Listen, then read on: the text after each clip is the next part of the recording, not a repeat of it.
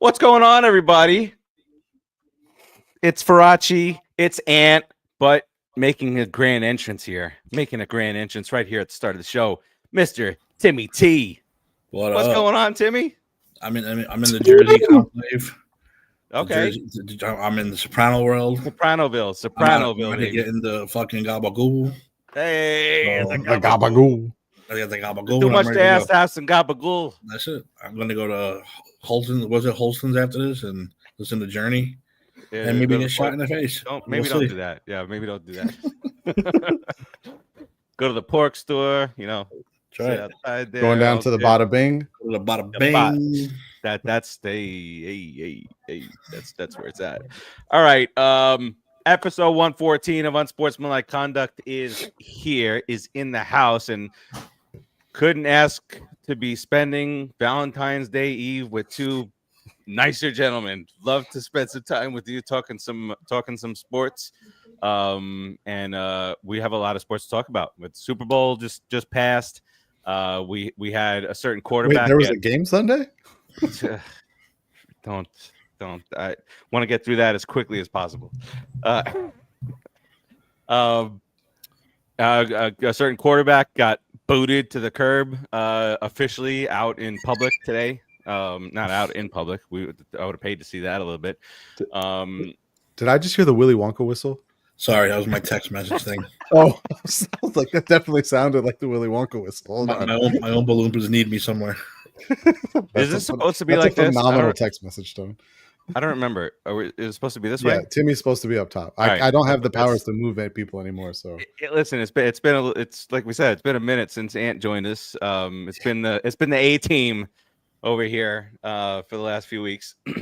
But we got some trades that Timmy and I discussed last week, but Ant hasn't had a chance to comment, especially on his buddy Jimmy Butler, heading out of town.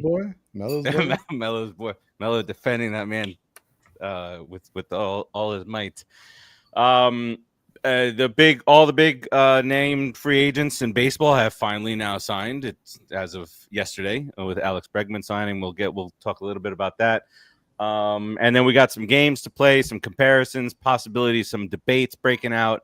And Ant, I want you to pay close attention when we roll this beautifully produced opening video here, because it's been a little updated. It's not updated. I refuse. I'm not doing that for a little bit. All right, so you're going to deal with the Chiefs from last year for maybe a couple weeks, okay? It's too soon. Okay. The wounds are too fresh, but other things have been updated. Timmy, I also included something that you said that we should include in there. I don't remember exactly if we spoke about a specific moment, but I just tossed a little something in there for our boy. So let's get to it. This is Unsportsmanlike Conduct. We will be right back.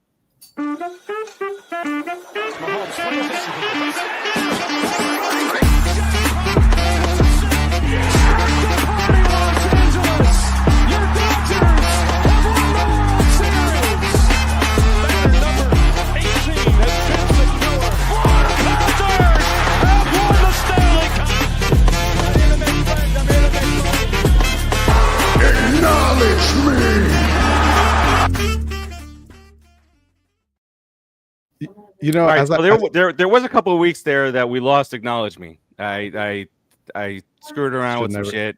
Should never leave. Stuff. I love your shirt. I like the punk quote though. The punk quote's great. Yeah, the punk quote's good. It's perfect. It goes with Steve's shirt. It goes with Steve's shirt. Yeah, Bobby Bonilla. Bobby Bonilla shirt. Yep, that's right. The man who started it all. Now you got Ohtani with $70 billion deferred. Wait, let me turn this cup before Wendy's comes after us for money. Actually, technically, they're supposed to send us money in that scenario. That's true. That's true. Let's do it. What do we got here? So as I watched the intro, I was thinking like, okay, so you still have the Chiefs-Niners one in there, but you can't put anything like, what are you going to put from this Chiefs-Eagles game in there? There wasn't like a point in the game where it was like, oh, I think we know who's winning now. Right. Like, you're going to put a highlight from the first quarter? Yeah, exactly. You should. So I will have it. You should put Philly burning their city down. Yeah, yes. Incite violence. I fully admit that I don't even know how it ended. I don't know. I haven't watched a bit of the celebration. I saw Barkley on Jimmy Fallon, but I don't know what was said. I don't know what was said after a certain point in the fourth quarter. I was done. I was furious. It was a miserable night. And Brian Hom sucks. Brian Hom sucks. The big one, especially where I watched it. Who? Brian Hom. You've never met him yet, but we're all within the same group as Raphael. So all that little circle thing. And so Brian Hom, little backstory here, was a worker of mine, and he's a Philadelphia fan. Eagles, Phillies, stupid hire. I hired him stupidly. Always mess around with him. And then we started on the Put in the Book show. We started just saying Brian Hom sucks for everything. I even have a recording of probably my then 6-year-old son saying Brian Hom sucks. Timmy remembers that. Great. That's great. I don't know who he is. Never met him, but I started saying it too. I just go on the show and go, "Hey guys, Brian Hom sucks," and move on to the next question. Well, back when the Put in the Book show, when we had live call-ins, that was you couldn't ask any question. You couldn't make any comments about the Mets until you said Brian Hom sucks. Then you can go into whatever you wanted to talk about. All right, so let's do this. I know obviously Super Bowl week and we got breaking news in the NFL, but I want to just start off with a recap of what went down in the world of the NBA late last week or earlier in the week last week when dominoes started falling. It was a Saturday night. It was the Royal Rumble. Remember that? And Luka gets traded. It was after I was complaining about the Knicks' embarrassing loss to the Lakers, even though the Lakers had started turning around a little bit. And then, bam, Luka gets traded to the Lakers. Was it one of you guys that sent that the conspiracy theory about it was Timmy, right? Mm-hmm. So Timmy sent a video about the conspiracy theory behind the Mavericks new owner, the one that bought 73% of the team. It makes sense. It really does, but that's major league stuff, right? Despite so you can move the team, you're gonna suck. So wanted to have a casino there. They said no. Said okay, I'm gonna move the team. You can't move the team. We love him too much. All right, then we're gonna trade your boy, and trade the boy. They did. And what you got? As much as I love to play conspiracy, it's so much fun. That's a fun one. I did hear this theory.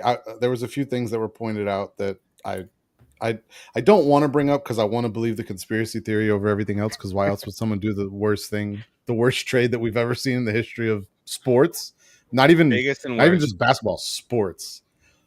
The only problems with the story, the family has been out of the casino business for like 15 years now. Aside from that, the Dallas market is a 3,500 times bigger market than Vegas. And there's no way the NBA is letting anyone move to Vegas because that expansion team's already been promised to Bron. So I don't want to, like I said, I would rather just go on believing the conspiracy because it makes more sense. But we get the life-size cardboard cut out of her, and the Mavs start stripping stuff off her. Exactly. Have you guys read any of these? I mean, they're basically like biographical pieces, but like talking about the ownership group, mainly like the people that are actually in charge and running the team, and about the Nico, I forgot his last name, but about their GM. Has anyone read any of those? No. There is, after reading all of this, and I've spent way too much time reading it, there is like a 99% chance that these people are just a bunch of fucking idiots. Like it sounds horrible, but it's so true. So the gentleman that runs the team is actually not part of the family. Let me rephrase that. He is part of the family that owns the team. He married into it. Yeah. He married into the rich parents' daughter, and he's the one in charge of the team. Here's the crazy thing. He was in charge of their casinos a while back. And in his time running, I believe it was not the Sands. What the fuck am I saying? I forgot the name of the casino. The Sands. That's like 80 years ago or 50 years ago.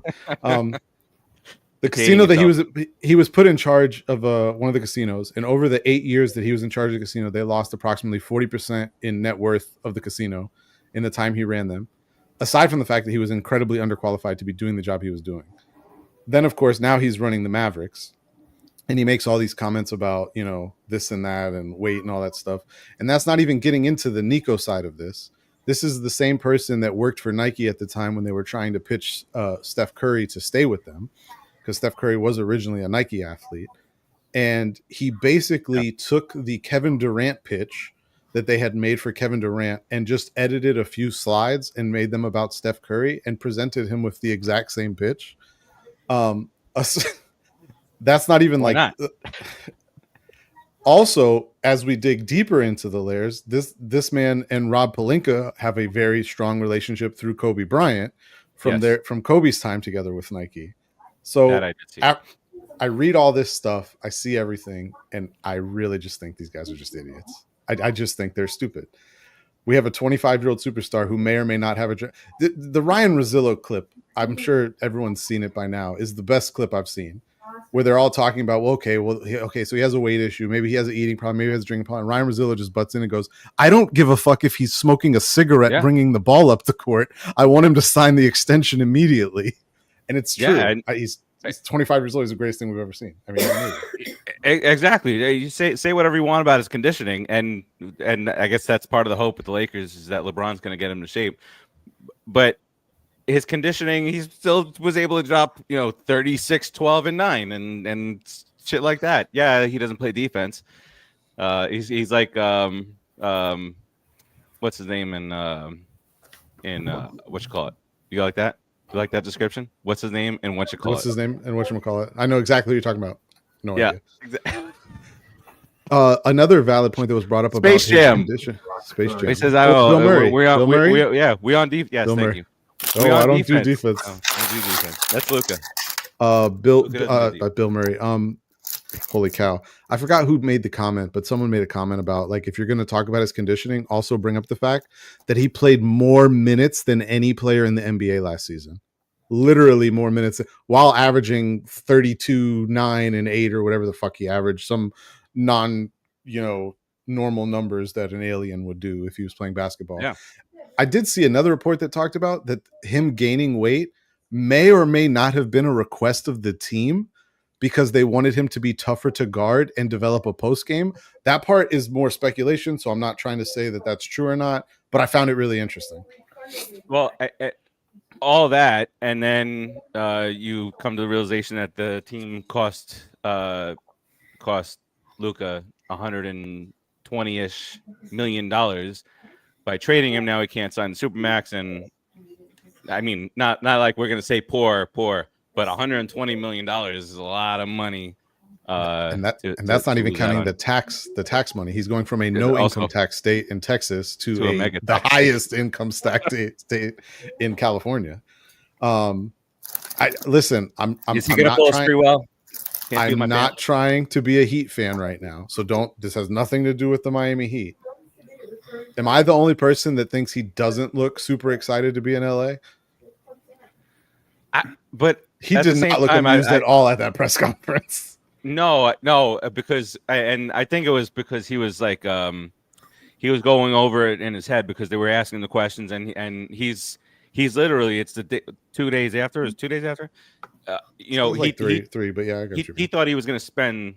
He thought he was going to sign the Supermax, and he was going to spend the next 5 years at least with the team that he grew up with, and he spoke about that. And when they asked him about certain things, he was like, no, that never happened. So it's a little bit of slander also on the way out. A lot of talk about his weight and everything, but still, I mean, every single other team in the league would take him. Smart, basketball people would take him. Any other team.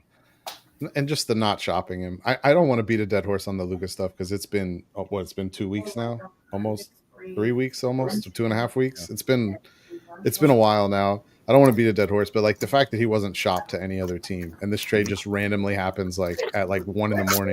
one night. Well, the GMs are I don't know where podcast, probably Bill Simmons. The GMs were going back and forth for about a month, just having conversations with each other. The infamous coffee shop meeting where there's a picture of them meeting in the coffee shop. Yeah, and then they invite Bus in, and she's like, "Okay, let's go," because who wouldn't? And then Anthony Davis is hurt. And then the funniest thing about this is everyone trying to spin it like LeBron had no idea this was happening. It was brought up in one of the reports that what's LeBron's right hand man over there that runs Clutch? Yeah, I can't remember his name. I just couldn't remember Bill Berry's name. I can't remember his name, but whoever they said that he was informed of it about a week before the trade happened. You're telling me that Clutch knew the trade was coming and didn't tell LeBron? Okay. Sure they didn't. Hey, listen, LeBron has no wrongdoing here. He knew nothing. He knows what's going on. Leave that man alone. But okay, so and then Anthony Davis gets hurt after announcing I'm here. After a really great first half. Amazing. He was on pace for his triple double, like a monster triple double. It was insane. It was the most points. It was the first time in 20 or 25 years or whatever the stat is that he put up those numbers. Don't forget non-contact injury. In the first. Non-contact injury too. Don't forget. It's a groin thing. Yeah. And he just got back from abdominal thing, so it's all core stuff, bro. He got hurt at the beginning of the fourth quarter. At the time, he had 26 points, 16 rebounds, 7 assists, and 3 blocks. And he said, "I'm here. I'm here." So perfect, beautiful memes all over the place. All right, so that's that one. But the one that I wanted to we got other guys like Fox moving over to the Spurs and such. But for the sake of time and for the sake of this conversation, I want to hear from the Heat fan here on the Jimmy Butler situation and Draymond Green loving him on his podcast. So here's my in-depth analysis on the Jimmy Butler trade. See ya. We forgot to tell later. Do you want me to wait until Dave confirms he's on so I could say my see ya again? I've brought up this Jimmy Butler stuff multiple times before. There's no player in NBA history who has had more excuses made for him. He hasn't won anything anywhere he's been. Hey, Rudy. No, he has no championships. I get to hear all these people talk about all these Heat fans, especially. Those are the ones that really piss me off. All these Heat fans. He took these horrible rosters to the playoffs. I'm like, you're the same Heat fans who were telling me that Caleb Martin was worth 20. The same Heat fans that were telling me Caleb Martin was worth $20 million a year after that Eastern Conference Finals he had a couple of years ago are the same people that are telling me that Jimmy had no help for these playoffs. That Goran Dragic wasn't killing people in the bubble. That Tyler Hero wasn't shooting people's faces off in the bubble. But Jimmy's the only reason they made the finals that year. Get the reason fuck for the snow. That stuff. Get the fuck out of here. I really like according to a lot of Heat fans. All Jimmy. Get the fuck out of here. I'm so tired of hearing that shit. I think it's a really good trade for Miami. I love the fit for Andrew Wiggins. The fact that he's gone, it doesn't matter all the other stuff that is just that he's gone off the books and all that shit. Listen, I think Pat Riley did a magnificent job given the situation. Granted, a lot of that situation was caused by himself, but being the situation that they were in, I thought they did great. They're probably going to get that Warriors pick this year, and it's probably going to be between 11 and 15, 16, 17, somewhere in that range. And what's supposed to be a halfway decent draft, that's not a bad pick to have. I love the fits of Davion Mitchell and Andrew Wiggins. They needed a point guard who could play defense and who could just handle the ball. That's name is not Terry Rozier because, my God, Terry Rozier is driving me crazy. Isn't that Dave's boy too? I hate Terry Rozier. I was excited when they made the trade and then instantly unexcited since then. Because he's been not that great in Miami. I'm not trying to attack Terry Rozier on a personal level. I wish he was performing better for the Heat, but my God, he is not. He's going to be part of a trade package for someone next year as an expiring contract. But no, and then Andrew Wiggins, who, if you look statistically speaking at Andrew Wiggins' numbers before he joined Miami and at Jimmy Butler's numbers before he joined Miami, they are eerily similar. And what's even crazier about that is that you're talking about Andrew Wiggins, who's coming from mostly situations where he's never been the primary guy. And Jimmy Butler was coming from situations, well, Chicago, I won't say Philly, but at least a situation in Chicago where he was 100% the primary guy, and a situation in Philly where even though he wasn't the primary guy, he was kind of like the 1B to Joel Embiid at the time. Remember, this is pre-Embiid being in any MVP conversations.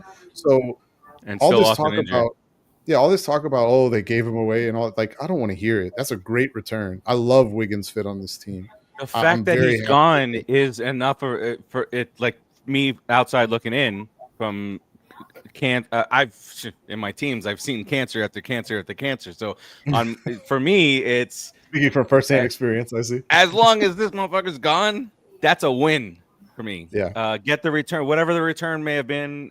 If you're happy about it, if you're not happy about it, but the fact that he's gone, that's 60 whatever $1 million off the books, or what could have been on the books, now on the books for Golden State, who, by the way, Golden State is up by 16 in Houston. I don't know who's playing and who's not, but that could be our blowout of the evening. I think everyone's playing. Everyone's playing for Golden State. Which another thing I think is funny. No Golden State players have had a maintenance day since Jimmy got there. See how long that lasts. That's a pretty old roster. It is. Can't go too long with that. All right. Really quick, super exciting, crazy high scoring overtime game at the Garden last night. Knicks beat the Hawks 149 to 148 in overtime. It was insane. And so I'm saying this to say I am so sick and tired of Stephen A. Smith and just saying shit to get his stupid headlines and saying, oh, no, what's wrong with the Knicks? Their identity. They have no identity. What's wrong with them?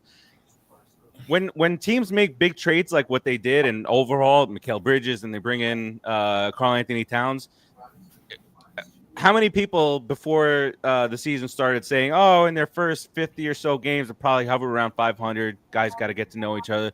They're 36 and 18 or something like that. 36 and 18.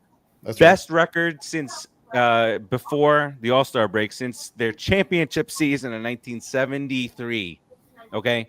And this guy is up here on First Take bullshitting, screaming and hollering about how the Knicks have no identity and, the defense. And he forget, he says these things, and like OG Anunoby has been out for the last, since that Lakers game, he got hurt. They're missing a big man that's been out for the most of the season. Can't think of his name right now, but big defensive dude. That's why they've gone from top 4 or 5 last year to like middle of the pack, like 16th in defense this year. But these guys are coming back. But I just wanted to say that he's always one extreme to the other just to get the headlines and all that shit. I'm tired of it. Mitchell Robinson is the name Mitchell Robinson, yes. Who they were shopping, and he's always injured. Okay, so but if he give me 15 minutes a game. Yeah, I mean, if he's back for the playoffs and in the rotation, it's a huge. He's going to be back after the All-Star break, which is what my concern isn't him coming back. My concern is him staying back. That's my concern. Exactly. All right, so that's just the last thing that I wanted to kind of add. Miami and Dallas going on right now. Before we jump into the main course, I haven't brought it up in the chat. Did either of you watch the Four Nations game last night? Or have you watched any of the Four Nations game tonight? No. You're missing some really fucking good hockey. You should watch it. Just saying. The game last night was incredible. It's in front of Finland tonight, right? Yeah, Finland, USA is on right now. Yeah. It's on now? Yeah, started at 8. Yeah. They're in the second period, tied at 1. The game last night with Canada and Sweden was really, was it Sweden or Finland? I don't even know. Who's playing now? Finland's playing now, so it was Sweden. There are certain European countries that I regularly confuse for each other. I apologize. All right. Finland tonight, Sweden was last night. Okay. Yeah. What'd you say, Timmy? Oh, no, I was like, what channel is it on? But I got it. Oh, ESPN.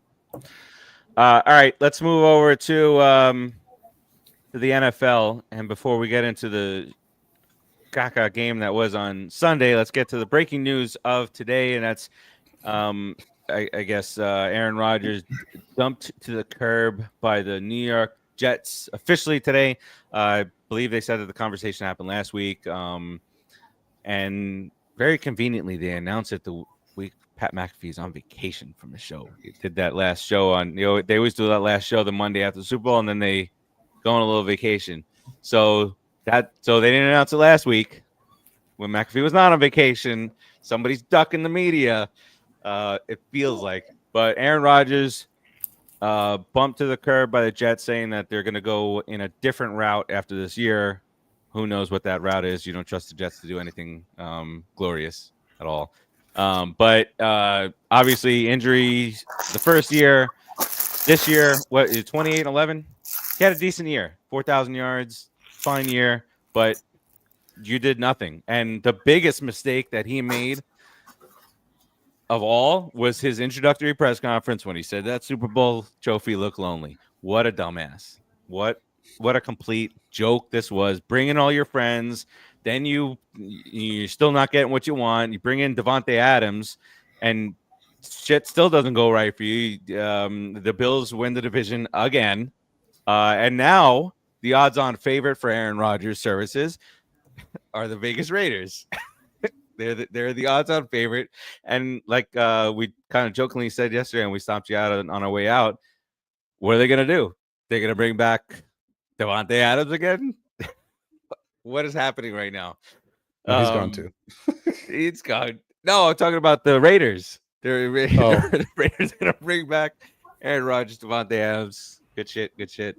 All right, so Timmy, because I know Anthony's reaction, but Timmy, I want to hear from you. And what's the feel up there right now? Is it laughing, joking, laughing stock of the Jets and shit? Tell us what's going on. Yeah, basically, it's the Jets. How do you, the cap hit they're going to have to deal with. Oof. The fact that they, you sacrifice picks and all those other stuff to ruin your franchise. Sam Darnold's out there making the playoffs while while your savior is out, living in a cave in the bushes and smoking kush and doing acid, whatever the hell else he does. Making a documentary. I mean, come on. We knew this was coming. We saw this coming. There was no way he was going for a third year. We said this before. There was no way he was. First of all, I remember us saying, one, he's not going to win. And two, he's not going to be there more than 2 years. So, bravo for both of us, for all of us for saying it. All of us on the screen. Yes. That's what I meant, on the screen. Okay. Because there's a certain somebody had him in the Super Bowl this year. None of us picked the Jets to win the Super Bowl. Or even make it. So, no, come on. It's an absolute joke. The whole thing was a joke. And thank God for the Jets and the Browns, because if not, then the Giants would be the worst of the worst. So thank God for those two franchises. It's great that we can go, we're in the shithole right now, and we can laugh at the other shithole over there. And in the same city, which is hysterical. Yes. But when you think about it. Yeah. I guess maybe it's more pathetic for the people who thought that this was going to make a difference for the Jets. Mello. Everybody, Mello, and whoever else was, in awe that Aaron Rodgers went to the New York Jets, and he said it's lonely, so we're gonna get another Super Bowl, and these guys Garrett Wilson's gonna be better now. Like the minute he blew his Achilles, it was over. It was over, and that was first game, third play, whatever it was. It was done, because I don't care how old you are and how great shape you are, you think you're in, and again, what fucking Zulu doctor you pray to, whatever the hell he does. His body is 40-something years old. He had tearing an Achilles is not like fracturing your arm or something. That's a nasty, nasty injury. No way he was coming back. Anytime somebody says torn Achilles, I feel like my Achilles is weak. It's like that. I don't know what that feeling. And then Brian Hom sucks because you can hear it. That's the scariest part. And you can see it, the snap and the calf and the fucking rubber band. But Brian Hom sucks. We were playing softball with the softball team, and he was jogging, shagging fly balls, and he tore his Achilles. Did you hear it? No, he was in the outfield, and we just see him fall down, and like he's laying there, and he's a goofy fuck. So we thought he was just fucking around, and then he puts his hand back there, and he says it's gone, and it was gone. Go on YouTube and look up Lady Blow's Achilles doing exercise. I've seen it. The sound is horrific. The sound, they're saying the sound in the room echoes like a gunshot. I don't even want to squat down anymore in life because I feel that one day I'm going to squat down and I'm going to hear it and I'm going to like, fuck me. I reached for a football 10 years ago, just reached because it was a little high, and now I have sciatica in my back. So, I mean, come on. Sciatica is the fucking worst. It's the absolute worst. This is the old man segment brought to you by Old Spice. I was walking like Frankenstein for a week. I was like, I couldn't bend over. I was just walking straight like Frankenstein for a whole week. It's horrible. I've had it in both sides. It's the worst. Yeah, it's not fun. It's not fun. Grown old. Look at us. Look at us old. All right, Ant. Let's bring it to you down here. Aaron Rodgers. I don't understand how you cannot love this guy. You know, especially. And he took a pay cut. Right? He took a pay cut. He signed a 3-year, $112 million rework contract, and he took a pay cut. So you know how much money he ended up making for 2 seasons with the Jets? Much you less guessed than it, $112 million. That's right. He made $112 million still. Pay cut. Wait, so when that contract got compared to Daniel Jones, and the Daniel Jones contract really 2 years, $80 million, and he was deemed a savior for taking the pay cut, $112 million, huh? It's insane. I was looking over, but his you know contract. It's worth it because he really got the most out of Garrett Wilson. It's the worst season of his career, right? Wasn't it the worst season of his career? I think it was. And Breece Hall, he excelled back there. No longer considered a top 5 running back in the NFL. Doing great. This guy, he was going number 1 in drafts. Going number 1 in fantasy drafts. Just the Jets overall. Think about this. They spent a first-round pick on what was widely believed to be a really, really good all-pro level tackle in Mekhi Becton. They can't do anything with him. He does have some injury concerns. I'll give you that. But they can't do anything with him. He goes to Philly. He was a fucking all-pro at right guard for them this season. Fuck the Eagles. Fuck the Eagles. I'm just pointing out stuff. Hey, listen. He actually had the $2 most fine every time somebody mentions that disgusting city and disgusting team. You can say Saquon. Say Saquon's team. We accept that. Yo, by the way, revelation. Timmy has softened on his stance with Saquon. Will have still the stuff happened, but he talked about how he could be happy for Saquon win the championships. Good guy. But Ant, like I said on Wisdom Joy yesterday, I softened my thing. I was hoping he would, and he was completely useless in this game. And I was like, really? I finally say I'm going to root for you, and you were useless in the goddamn game. I spun it, and I said that they focused everything on him. That's the reason why. Yeah, I would argue that we'll get to that. The Chiefs defense. Okay, we'll leave it there. All right, so he did have 6 catches. He did have 6 catches. That's a good game. Yeah, it was only for 40 yards, so it wasn't that good. But boss, look, I brought. You have to hear it. You have to hear it. I brought it up. You see what I got? What? You got to hear it. See the screen? Am I here? No, do you see the screen? I'm sharing the thing down there. Oh. Okay. How do I do that? What do you want me to do? What is he doing? Do you have to bring it up, or do I have to bring it in? You have to bring it up. I can do it. But then you have to hit add play. it. I'll hit play if you add it. All right, make it full screen so we don't see all the ads. Okay.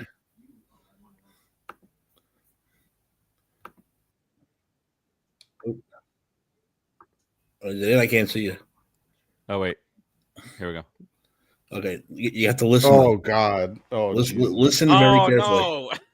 Listen. Turn your. I got the AirPods. I got seamless audio. Oh, turn your. Yeah, you're gonna hear seamless, all right. Ready? Watch. Here it comes. I fast forward a little bit, so you don't have to wait that long.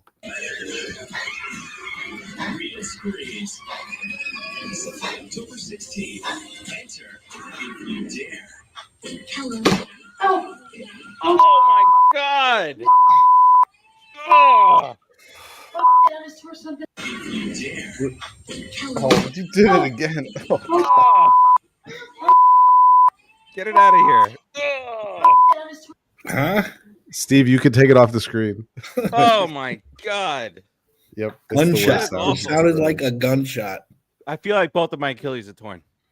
Right now. there goes Luca I don't Brasi even want right to. there. I don't even want to, because Brian Holmes said that he did say he stretched it out or whatever, trying to reach something in the closet, and he felt a tug on his Achilles, and he went, and it was like whatever the case may be, and they said it was fine.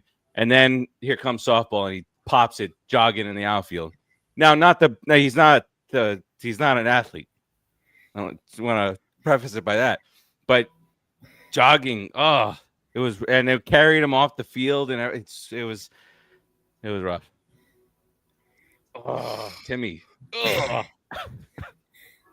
I got gunshot. bad goosebumps right now. Bad It's goosebumps. horrible. All right, well, Ant, bottom line here on Aaron Rodgers. I would say see it, but he was doing so much good for the Jets, and for me as a Dolphins fan, that I almost wish he had stayed. It was entertaining, if not anything else. I mean, That's one way to word it. And right there. So now I want to hear what Pat McAfee has to say about the Jets as an organization, seeing as though they asked him, not to be on the Pat McAfee show and all this stuff. Don't you think it's interesting that they leaked that they requested these certain things and then said they were going in a different direction, implying that Aaron Rodgers said no, he wasn't willing to do those things? The same guy that said get all that other bullshit out of the building is refusing to stop doing a weekly talk show. Yeah. Got it. With like the weekly talk show is fine, but it feels like every week you're battling with somebody. Ryan Clark one week and talking shit about this guy and that guy, and these snide little sarcastic remarks that are not going to do any good for the team. Like, be there for the team if you're gonna. You don't have much time left, if any at all. Like, be out there, present, bro. Be present.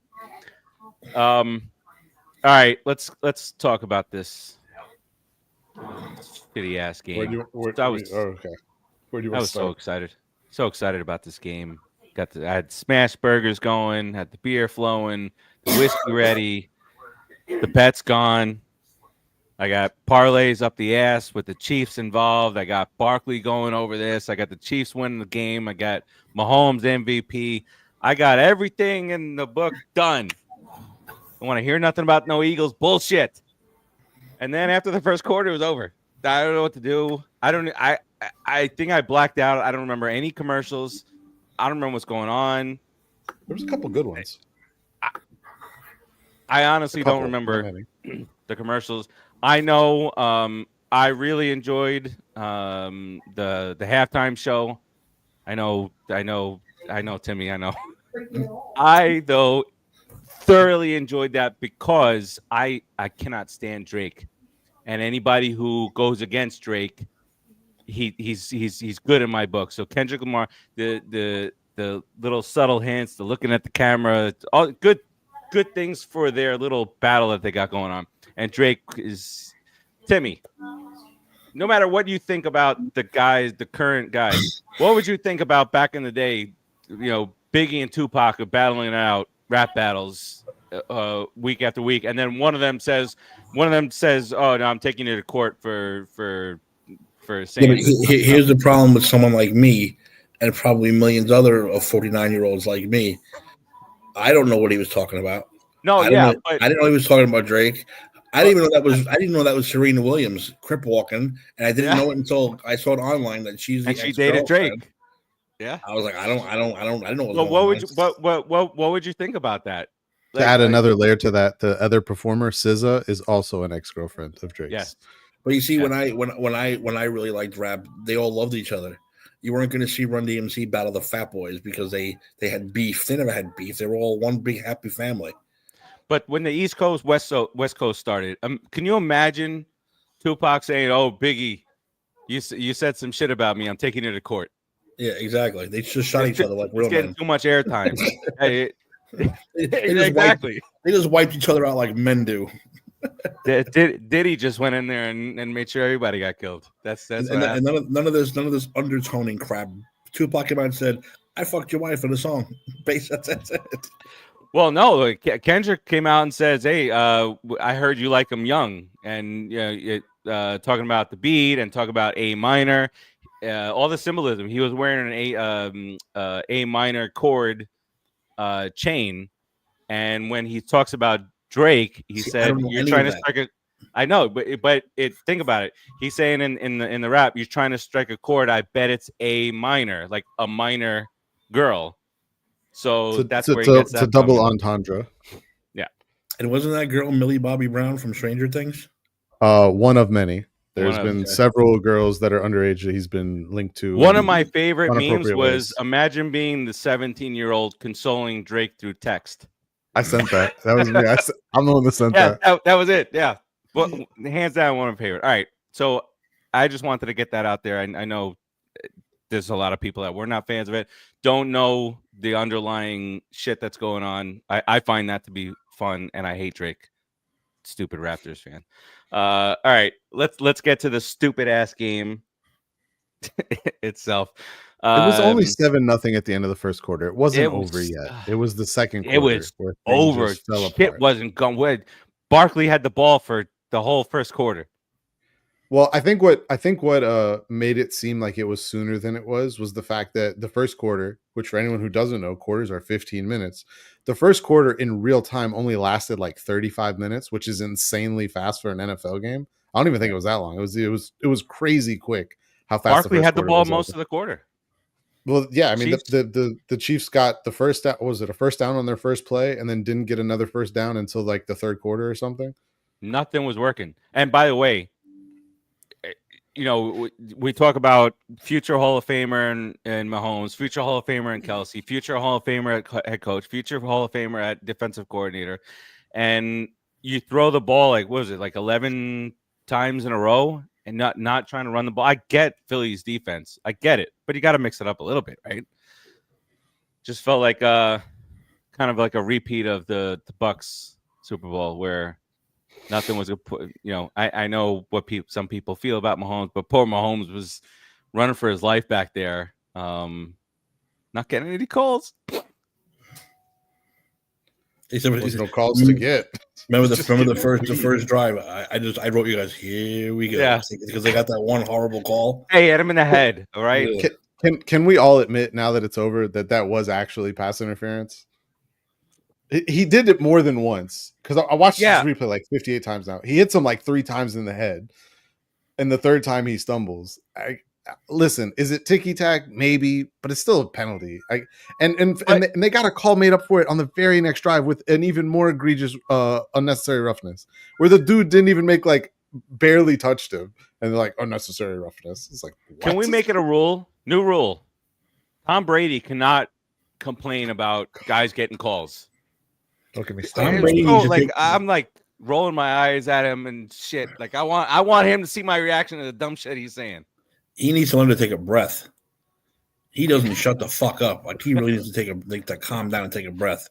Well, earlier in the season, he was too quiet though. At the beginning of the season, he would go like 5 minutes without saying a word. It was the weirdest thing. Would be like, "Hey, bitch, you're a Super Bowl champion, the best, your goat down there." But they were lobbing him softballs, and he's just. Kevin Burkhardt used to be the in stands reporter for the Mets, the beat guy. That's where he comes from, and now he's in the booth with Brady, trying to get the most out of this guy that's supposed to know everything about everything. Like I said, I did a little TikTok on Monday congratulating Saquon, but before we did this, before we started covering sports, this would be a total media blackout. I don't want to see nothing about the Saquon's winning the Super Bowl. I don't want to see shit about it. I don't want to see a thing about it. I don't want to hear Stephen A. Smith talk about it, the Mad Dog. It would be a complete media blackout if I was still in Brooklyn. No newspapers, the Newsday, the Daily News, the Post. Don't want to see shit. Nowadays, you can't escape it. You can't escape shit. There's memes, everything. I mean, you open your phone and there's 58 things. They come out before the game's even over, and you have memes already online about all that shit. And then you got people in this day and age, the memes are start flowing from people who don't know shit about the sport. So it's like you're getting it from everywhere. Fucking Eagles. God damn it, I hate the Eagles. I'm still torn. This was a really all right. So I'll give you the non-biased opinion here. Vic Fangio's defensive game plan. I know that the Chiefs finished with 22 points. Those 22 points were scored long after the game was over. I want to say, yeah, it was the game wasn't the game 34-0. Was it 34-0? 34-0 before they scored. Right? Am I looking? Yeah, it was 34-0 before they scored. And yeah, I mean, it was over at that point. I mean, I said it was over with the DeJean pick six because with the way the Eagles have played all season, especially with how dominant the run game has been, as soon as they went up 3 scores, I'm like, that's it. Like, there's no way. Like, I know it's Mahomes, I know it's the Chiefs, but like 3 scores against this team with how good that defense is, I don't think it's happening. And then he turned around, threw another pick, and they scored another touchdown. Then I'm like, okay, now I know it's definitely not happening. Yeah, I called it as soon as DeJean had that pick six. I'm like, game's over. I sent a text message and I think I sent it in all the group chats. I said, "Game. I think that's it. I think it's over." See, Steve, you described your Super Bowl. You had smash burgers and beer and this. I had a hospital gown and shitty food on a tiny little TV. I was half naked with some guy I never met before, laying on the bed next to me. I can't pause or fast forward or anything or change channels and shit on. And then the Eagles, I have to watch the Eagles completely destroy the Chiefs. Terrible. I don't get I will never purposely watch any of the celebration. I don't know what happened. I don't know the confetti. I didn't see any. Dude, I have never, in my eyes, the Red Sox have never won a World Series. I have never seen it. I've never even seen a fraction of a second. Oh, I don't care who wins. I have to watch the celebration. No, fuck that. Stanley Cup. Fuck that's it. I don't need that negativity. I watch it for everything. Every sport I can. We had a bunch of people over. Typically, as you get older and older, they only stay till halftime at these little parties. But the last guy who was there, I said U.S. scored. USA, baby. Sorry. 2-1. 2-1. I said, listen, if they don't score here, game's over. And that was being nice. Mike and the Mad Dog. Mad Dog Russo. Yeah. He's way ahead of me. I was like, they didn't score yet. Then boom, they scored. Oh shit. That was another thing too. I got the neighbor here blasting his Fox on cable. You know me, I don't do cable, so I'm slightly behind everything. So it's really pissing me off. He even texts me. It's like the nice guy. It's like Barkley. He texts me, "Hey, is TV too loud?" What am I supposed to say? Well, it's supposed to be an old fuck and say, "Yeah, your TV's too loud. Can you lower it?" No. Hey, can you pause your TV for 15 seconds or up? Let me catch up. But Mad Dog, every Wednesday he does the 3 things that he's pissed off about, and one of the things I completely agree. Halftime show and everything after that. Stop trying to say, "Oh, the Chiefs can score." The first possession and they can get back within it, with one play. No, they can't. This is not. And then Gronk says that thing about, or somebody says, "Oh, you guys, the Patriots, 28-3," and he said it's a different thing. Let's see if they can hang with us. That's real tough talk down when the team's 24-0 against the number 1 defense in the league, which the Falcons were certainly not. They also didn't have the Falcons. Also had Kyle Shanahan, notorious non-big game show. Your other boy, calling the plays. So, like the most impressive thing is, they beat it into our heads. They said it 1,000 times. The Eagles did not blitz once. Yeah, not Giants, one 2007 time. So, that's fucking impressive. No matter how much see this, that is impressive. Did anyone see this? So 2 years ago, after the Chiefs beat the Eagles in the Super Bowl, the Chiefs offensive line wore shirts saying 0 sacks. Really? They wore it to the parade. So everyone's saying that the Eagles offensive line needs to show up, or the defensive line needs to show up with shirts that either say 6 sacks or say 0 blitzes.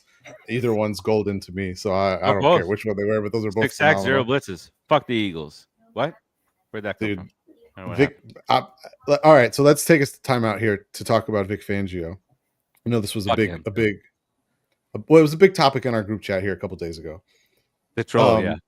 It was a big topic for a little while, for like an hour, and then he disappeared when he couldn't make any more. Couldn't find any other things to throw out there. He's gone. I have a feeling that's why he hasn't commented tonight. Between Aaron Rodgers talk, Eagles Super Bowl talk, Melo's like, I have nothing. I told him. I said we started. No, it was probably one of the more impressive game plan. Put it this way, this was a Steve Spagnuolo Super Bowl esque performance. Granted, in a very different way. Spagnuolo, much more exotic and different looks and blitzes and things like that, usually with his packages. And Vic Fangio was really very basic. A lot of it is just four down linemen and zone coverage behind them, and then the zone coverage is just dependent on what kind of routes and alignments they see. Whether it's like a super strict zone or if it's a more lenient zone, which leads to the Cooper DeJean pick six. Or it was really impressive to watch, and I want to go back and watch the. I have a NFL Plus account, so I want to go back and watch the All 22 because I want to see some of the defensive schemes, like some of the zone stuff that they were running. Because my understanding was they only ran man like 20% of the time in that game, which is insanely low. I just want to see it. I just want to see what it looks like. I know you guys have no interest in that, but for me, I do. I like to see stuff like that. I'm halfway there. Timmy's not there. Timmy's not there. I don't know. I want to just play this little clip from Mad Dog. This guy, I know you guys aren't as big fans as me or not fans at all, but I will be listening to him on. If there's no other segment I watch on First Take, it's this, because he gets into his thing and whatever. But let me, because he made some good argument here. We have breaking news as of 1 minute ago. What do we got? Oh no, I lied. Technically, it's 3 hours ago. See if. Oh my God, never mind. I'll read it. Jesus, that was mega blur. hold on. Can I turn it off? Manny Ramirez in MLB The Show 2025. See if we can read that right there. Can we? I'll read it out loud. That's fine. It's the Mara and Tisch family have retained Moelis and Company to explore potential sale of minority non-controlling interests in the Giants. Oh, I thought it when it popped up as breaking news, and I started to read it. I'm like, holy fuck, they're selling the team. And then I read the rest of it. Like, fuck this shit. when Mara said that he was getting impatient. He was like, yeah, I'm out. Eli's gonna buy the Giants. Let's go, baby. Hey, Omaha Productions buys the New York Giants.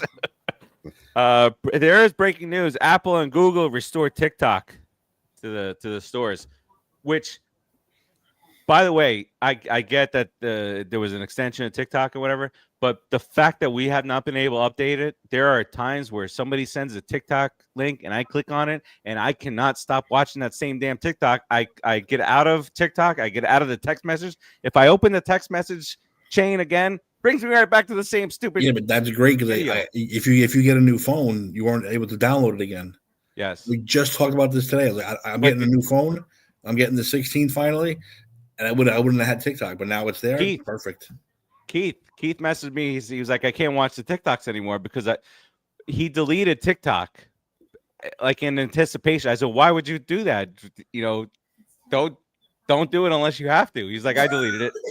I was like, so it's gone now. So, all right. So that's good because I need to update that shit because it's driving me crazy. I want to throw my phone. My sister will send me a TikTok and I'll watch it and I'll go back to the text to react to it. And it sends me back to the TikTok and I'm in a fucking infinite loop. All right. Listen to Mike and the Mad Dog. I don't know what kind of video I grabbed here, but listen to Mike and the Mad Dog. I said Mike and the Mad Dog. It's just Mad Dog. Also, what's ridiculous? Can we hear? Okay. The football fan and the sports fan, we're not stupid, okay? Even Saturday's got a brain. We're not stupid. We all saw the first half on Sunday afternoon, late Sunday. And by the way, that game took forever to get started. 6:45. Can we start the game at 4 o'clock in the afternoon? I don't have to watch the game on my pajamas. Anyway, At halftime, it's 24-0. The Eagles had just scored 2 touchdowns in a span of a few minutes. They had 20. Here all the plays. They had 24 yards of offense. They had 1 first down. This game was over, finished. The Chiefs were not coming back to win. I understand Brady 28-3. That's a different situation. Atlanta's defense is not Philadelphia's defense. Right. This game is over. Can somebody on the halftime, you got Gronkowski sitting there, you got Strahan sitting there, you got Howie Long sitting there, you got Bradshaw sitting there, and you got Jimmy Johnson sitting there. We're not stupid. I don't want to hear about, well, they got to get the ball to Xavier Woods and they get back in the game. Or they get the second half kickoff, so they need to score. I don't want to hear it. Guys, the game is over. Sit there and have one of the 5 say, hey, guys, listen, we could talk about Kansas City, what they have to do. Mahomes is great. Blah, blah. The game is over. Have somebody at halftime say they're only up for 3 seconds anyway with the halftime concert. Hey, guys, forget it. Turn the television set off. The game is finished. And nobody's going to turn the television set off anyway. There's 126 million watch this game, and there's nothing else to watch on a Sunday night in February. So you have the guts. You got to say that. You got coaches on that staff. Bradshaw's trying to tell me the kids saying 1 play, they're back in the game. Terry, they're not back in the game. Furthermore, in the broadcast in the second half, and I love the guys, I hate to say it, but I'm going to say it anyway. At 34-0, I got the play-by-play guy telling me, well, Kansas City must score here. Kev Burkhardt, I love him, but I got to be, Kev, the game is over. 34-0, they're not going to score. And they're not scoring 7 touchdowns in 6 minutes. Oh, we're not stupid as sports fans. Anybody knew that game was over, and they didn't tell us, you know what? We got a new champion, the Eagles.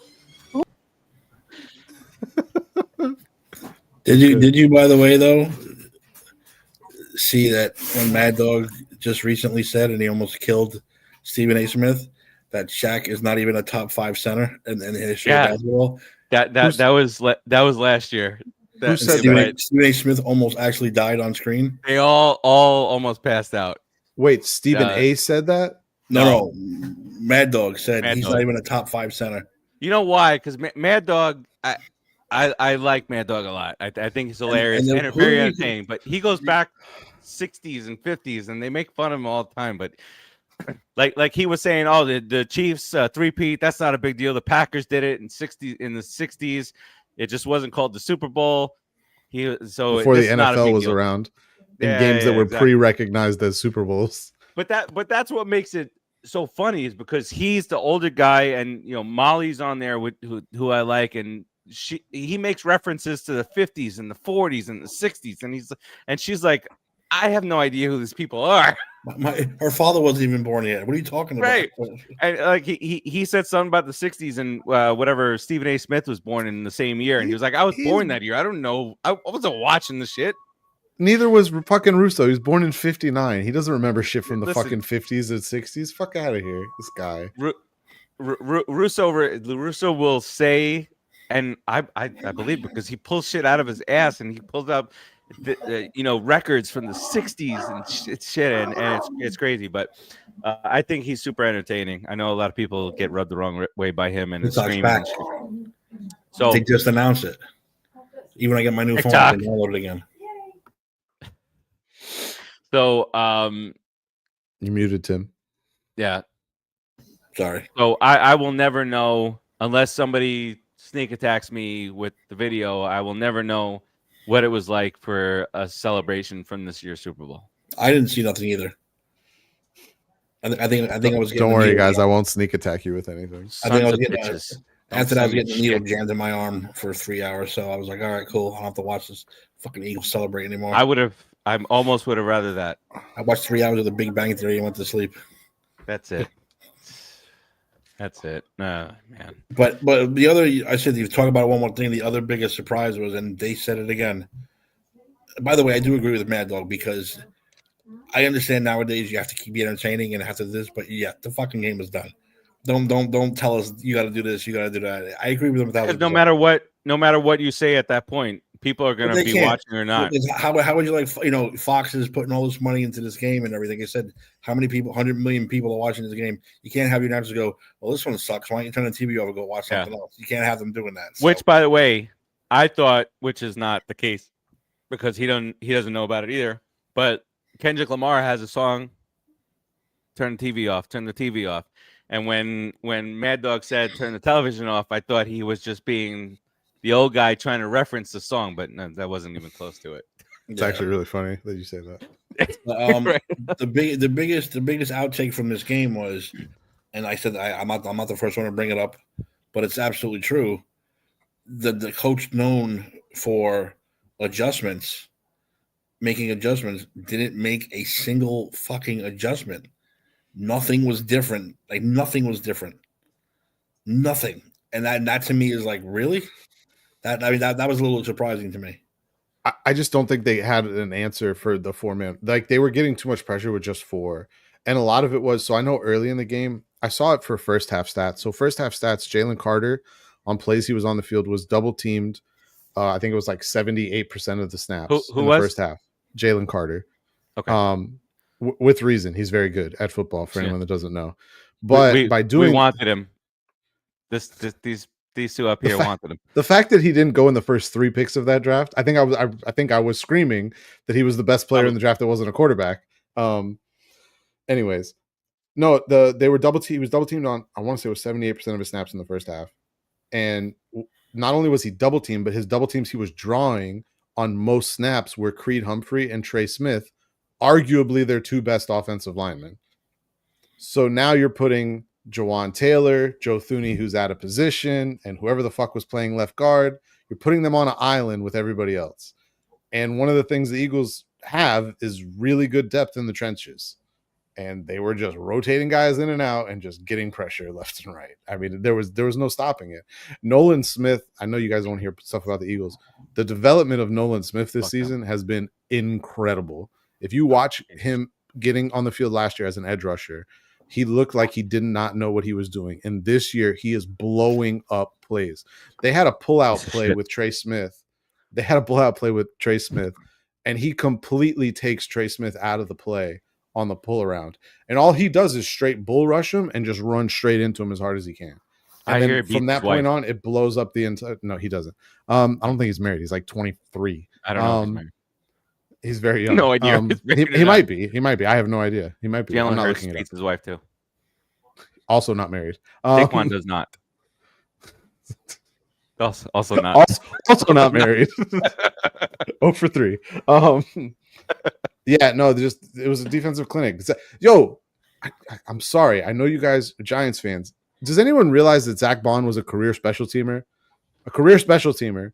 He was an all-pro at inside linebacker this year, and he deserved it. He was really good. He's also a piece of shit who beats his wife. I don't think he's married either, Steve. You're really come on. Nobody on the Eagles is married. I don't think he's married either, Steve. Sirianni beats his wife. Steve just also wants to make sure that actually Sirianni beats his husband. Yeah. Let's go. What the fuck? There's no information on if Zach Bond is married or not. Do I have to go I'm not digging any deeper. No, listen, but I don't care as a Giant fan or whatever. First of all, if I am the Giants, I would throw $1 billion at their general manager. Because when you look at what they've done over the last 10 years with the picks and the trades and all this stuff, the fucking guy's a genius. The first 2 rounds alone. You want to know what's really crazy about this? I'm gonna let you guys in on a compensatory pick secret right here. They're gonna lose Milton Williams, Josh Sweat, probably Zach Bond, and a couple of other players. Mekhi Becton. They're gonna lose all these players to free agency. All of those players are gonna sign above market value deals because of how well they performed this year and in the Super Bowl. And guess what? The Eagles probably aren't going to sign any big name free agents. 1, because their cap is getting a little tight. But 2, because that's not really what they do. They don't really splurge in free agency. They haven't for a long time. They sign, you cut so-and-so. We're going to bring him in and use him as a rotational piece here, and he's going to be great for us. This is how they've done business. They keep bringing in comp picks. They'll probably get 2 third-round picks next year for free. And they'll just draft more guys that'll be this good in 4 years and do it all over again. This is what they've done for the last 10 years. This is why they've had sustained success. This is why they have depth all over the roster. And their cap manipulation is a masterclass. I don't know if anyone's ever looked at their cap breakdown. How long ago was Chip Kelly? How long ago was that? 18? No, further back than that. It doesn't matter when, but remember they blew that team I'm up. thinking of.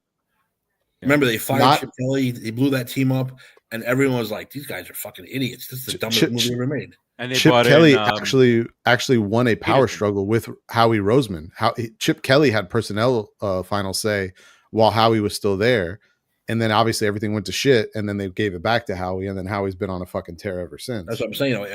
When they got rid of Kelly and then they blew up that team, everyone was like, "Come on, this team sucks. They're never going to do anything." And look, they've been fucking outstanding since then.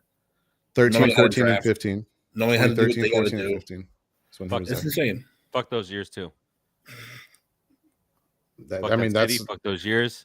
And one, I don't see again. Nowadays, you can't tell if it's AI or if it's not. I don't think it was AI. Did you see Brady talking about when he played the Chiefs with the Bucks?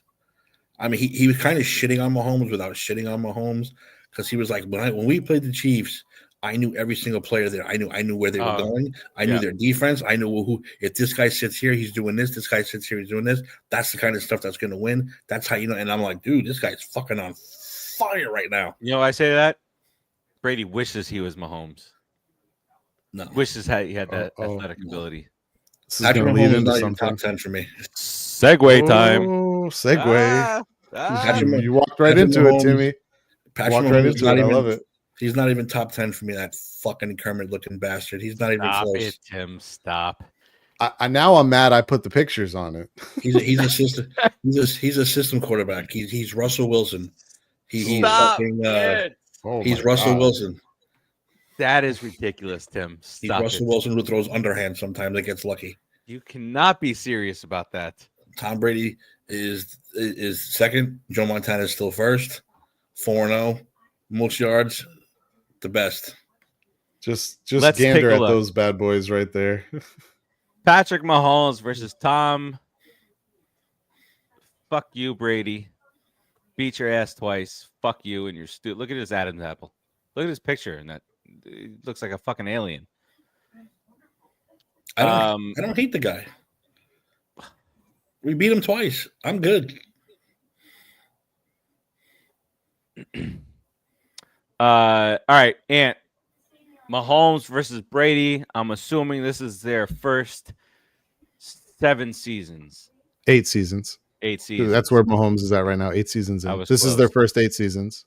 All right. The win-loss record is pretty close, and nothing else is. It's a team effort there. Team. Yeah, the win-loss record is pretty close. 89-23 versus 86-24. Both of them sat before they started, so roughly the same amount of starts here that we're looking at.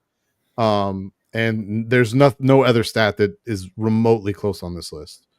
12 less interceptions, a higher completion percentage, 48 more touchdowns. We're not even going to talk about the rushing touchdowns. Same amount of championships. The Pro Bowls obviously are 6-4. Rushing touchdowns are close. Brady's got them wheels. I don't think Brady had 5 rushing touchdowns the rest of his career after this, which spanned another 17 seasons or 16 seasons, whatever it was. But yeah, no, this is their first 8 years. There's been way too much talk about Mahomes. He'll never catch Brady. This is their resumes through 8 seasons. He's on pace. Remember, this is where Brady went into a 10-year gap before winning anything else anymore. Yeah. All Mahomes has to do is win 1 title in the next 10 years, and he's ahead of schedule on Tom Brady. And I'm sorry to say, but I think there's a very high possibility that he wins another title in the next 10 years. I would argue he's got a chance to win multiple titles in the next 10 years. Just based on who he is and how long Andy Reid decides to stay, and Steve Spagnuolo. Spagnuolo is a big piece of this too. I don't want to take any credit away from Spags. But yeah, I mean, even the Super Bowl MVPs, 3 more Super Bowl MVPs, 2 MVP. It's not. I mean, it's close, yes, but like he's on par. Like to say that the GOAT conversation is over is laughable right now. If he plays, okay, so think about this. He's also a year younger than Brady was at the same point in time. So if Brady's 8 years in, Brady was 1 year older than what Mahomes is right now. If he plays to the same age as Brady, it means he has like 16 seasons left, 17 seasons left. If he plays as long as Brady, he has 15 or 16 seasons left. I don't remember the exact numbers, but there's a lot of time there to make up ground. And that's the only reason I want to bring this up. I've heard way too many people say that the GOAT conversation is over and and everyone talks about, well, Brady never had a game like this in the Super Bowl. No, he didn't. But go look back at some of those playoff games, because I specifically remember Baltimore going to New England in a fucking divisional round game and beating the brakes off of the Patriots, like not even close. And it happened multiple times over that 10-year stretch where they went in between Super Bowls. That's not even counting the times that he lost to Peyton Manning, because despite the fact that everyone wants to talk about that Tom Brady owned Peyton Manning actually has a better head-to-head record against him in the playoffs. Nobody talks about that. Manning actually won more games against him in the playoffs than Brady won against Manning, but somehow that gets lost in the shuffle. So yeah, that's all I'm saying. This conversation is far from over. We got another 15 years to worry about it. That's kind of like my thing. You gotta compare. You gotta find like comparisons, right? And so for me, I was hearing, beforehand, Mad Dog, who is the historian, he said Patrick Mahomes is the best quarterback he has ever seen in his life, which I can say the same thing. Just ability, and what he is able to do on the field. And then you look at the numbers through the first 8 seasons, which is what we have to do, right? We can't say, oh, here's Patrick Mahomes' 8 seasons compared to Tom Brady's 20 seasons. We got to compare as they're going. And this is an ongoing conversation. The GOAT, which is so annoying in every single damn sport, and everything that we talk about, everything's got to be a GOAT. But the fact of the matter is that you need to compare apples to apples. So compare the first 8 seasons to Brady's first 8 seasons. And in my eyes, nobody has dominated team-wise and quarterback-wise as this Mahomes Chiefs combination in their first X amount of years. No matter what years you want to use, but he's been to every year AFC Championship game. Obviously, he's lost a couple Super Bowls, both where he's had to run for his life. But when you're doing these comparisons and you're looking at 112 games and you see that the win-loss record is about the same, Brady never played behind an offensive line. U.S. scored again, 3-1. USA.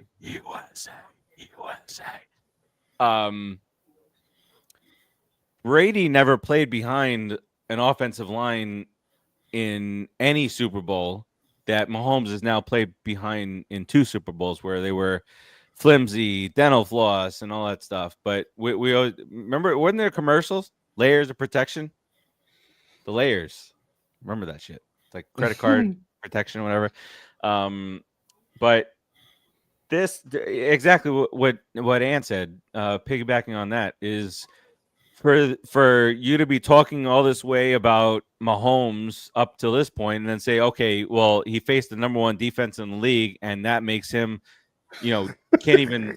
We scored again. You scored again, 4-1. Let's go, baby. USA. So Canada's game last night was a fit of speed. They were just like flying up and down the ice. The U.S. game is totally different. They are fucking hitting everything that moves on the ice left and right. You would think that like this is not international play. They are literally just hitting everybody. It's crazy. And now the offense is starting to get going. All right. So Timmy, what I know even before Brady, you had Montana as number 1. I still do. Mahomes definitely looks more like a GOAT. That's for sure. That I'll definitely give him. He definitely looks more like a GOAT. That's true. Listen. I'm also a firm believer in. This is why it's so hard to judge the GOAT, and especially in football. It's about where you are and who you're with, and I will believe that until I die. Brady is really, and Peyton Manning are the only ones who said, "Well, really, I'll go to another team, win another fucking Super Bowl now." Watch me go to another team, win another Super Bowl. If Mahomes was on a different team next year, would he win? We don't know. You know what I'm saying? Andy Reid, he's the fucking greatest coach of all time. He really didn't win shit until he went to Kansas City. He was good. He didn't win shit till he had Patrick Mahomes. He never won a Super Bowl without Patrick. You just proved my point. It's a combination thing. Pete Carroll sucked giant balls until he got the Legion of Boom together. You know what I'm saying? It's just it's so hard. It's never one thing or the other. It's always That's why it's a team sport. And that's Not why tennis. Pete Carroll's not going to do dick in the Raiders because he doesn't have that team. Aaron Rodgers, Devontae Adams are going there. That's why I said if the Giants drafted Patrick Mahomes, where would he be? He'd be dead.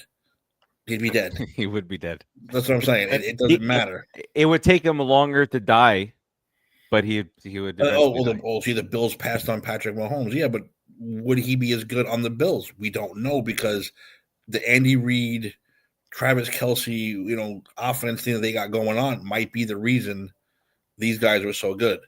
Again, I'm not going to pick the GOAT. I'm not going to do it. But like I said, Brady and Manning went out there and said, "Watch me win on another team," and they did it. That's why they're going to be ahead of Mahomes until at least a couple more years, in my opinion. And that's what I'm saying. I know I joke a lot. It's fluid. Because I hate him. I joke a lot because I can't stand looking at his face or his stupid celebrations or his ugly ass wife.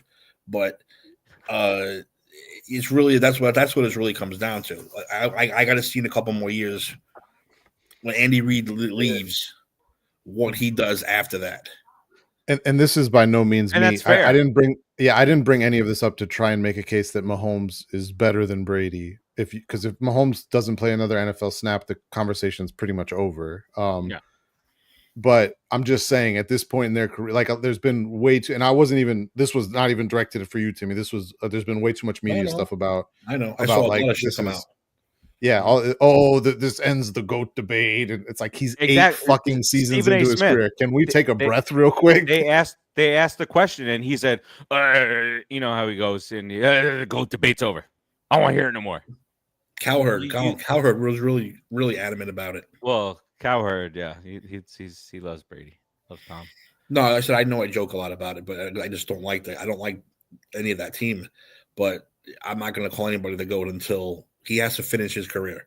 The career numbers is what I want to see. And like you said, if Andy Reid left, what would that team be? I said it might be the combination of the three of them. Tom Brady said it's not Bill Belichick. Watch this. Went out and fucking won a Super Bowl. You know what I'm saying? I found those numbers, by the way. 2009, the Patriots lost to Baltimore in New England, 33-14. 2023, which was the 2022 season, they lost by 17 to Dallas. In Tampa, 2012, they lost by 15 to Baltimore, also in New England. And then New England lost at Denver in 2006. They lost by 2 touchdowns, and then a 10-point loss also to Denver in 2014. So, I mean, they had, it's not like he was winning every year. Now, granted, those aren't Super Bowls. I get it. But those are like really bad losses where he played really bad. In those games, 5, 6, 7, 8. Was that in those 4 games, he has 8 interceptions. So, I mean, like, the man had some really bad playoff games too. It easily gets overlooked. Like, because of, he has the most career postseason touchdowns. He also has the most career postseason interceptions. No one brings that up, though. But most again, career postseason passing yards. What do I always say? Why Montana is the best, in my opinion, still. When Montana's down, he takes you down for a touchdown. In 3 Super Bowls, Brady got close enough for Adam Vinatieri to kick a fucking field goal to win the game. He didn't get you down there to win that game. Mm-hmm. And I will always say that. I will always say he didn't drive the fucking team 90 yards to win the game. He got Adam Vinatieri close enough to kick a goddamn game winner. Montana said 90 yards against the Bengals, no problem. Look at John Candy hanging up in the audience right there. He's fucking pretty cool. I'm going to throw a touchdown now. Excuse me.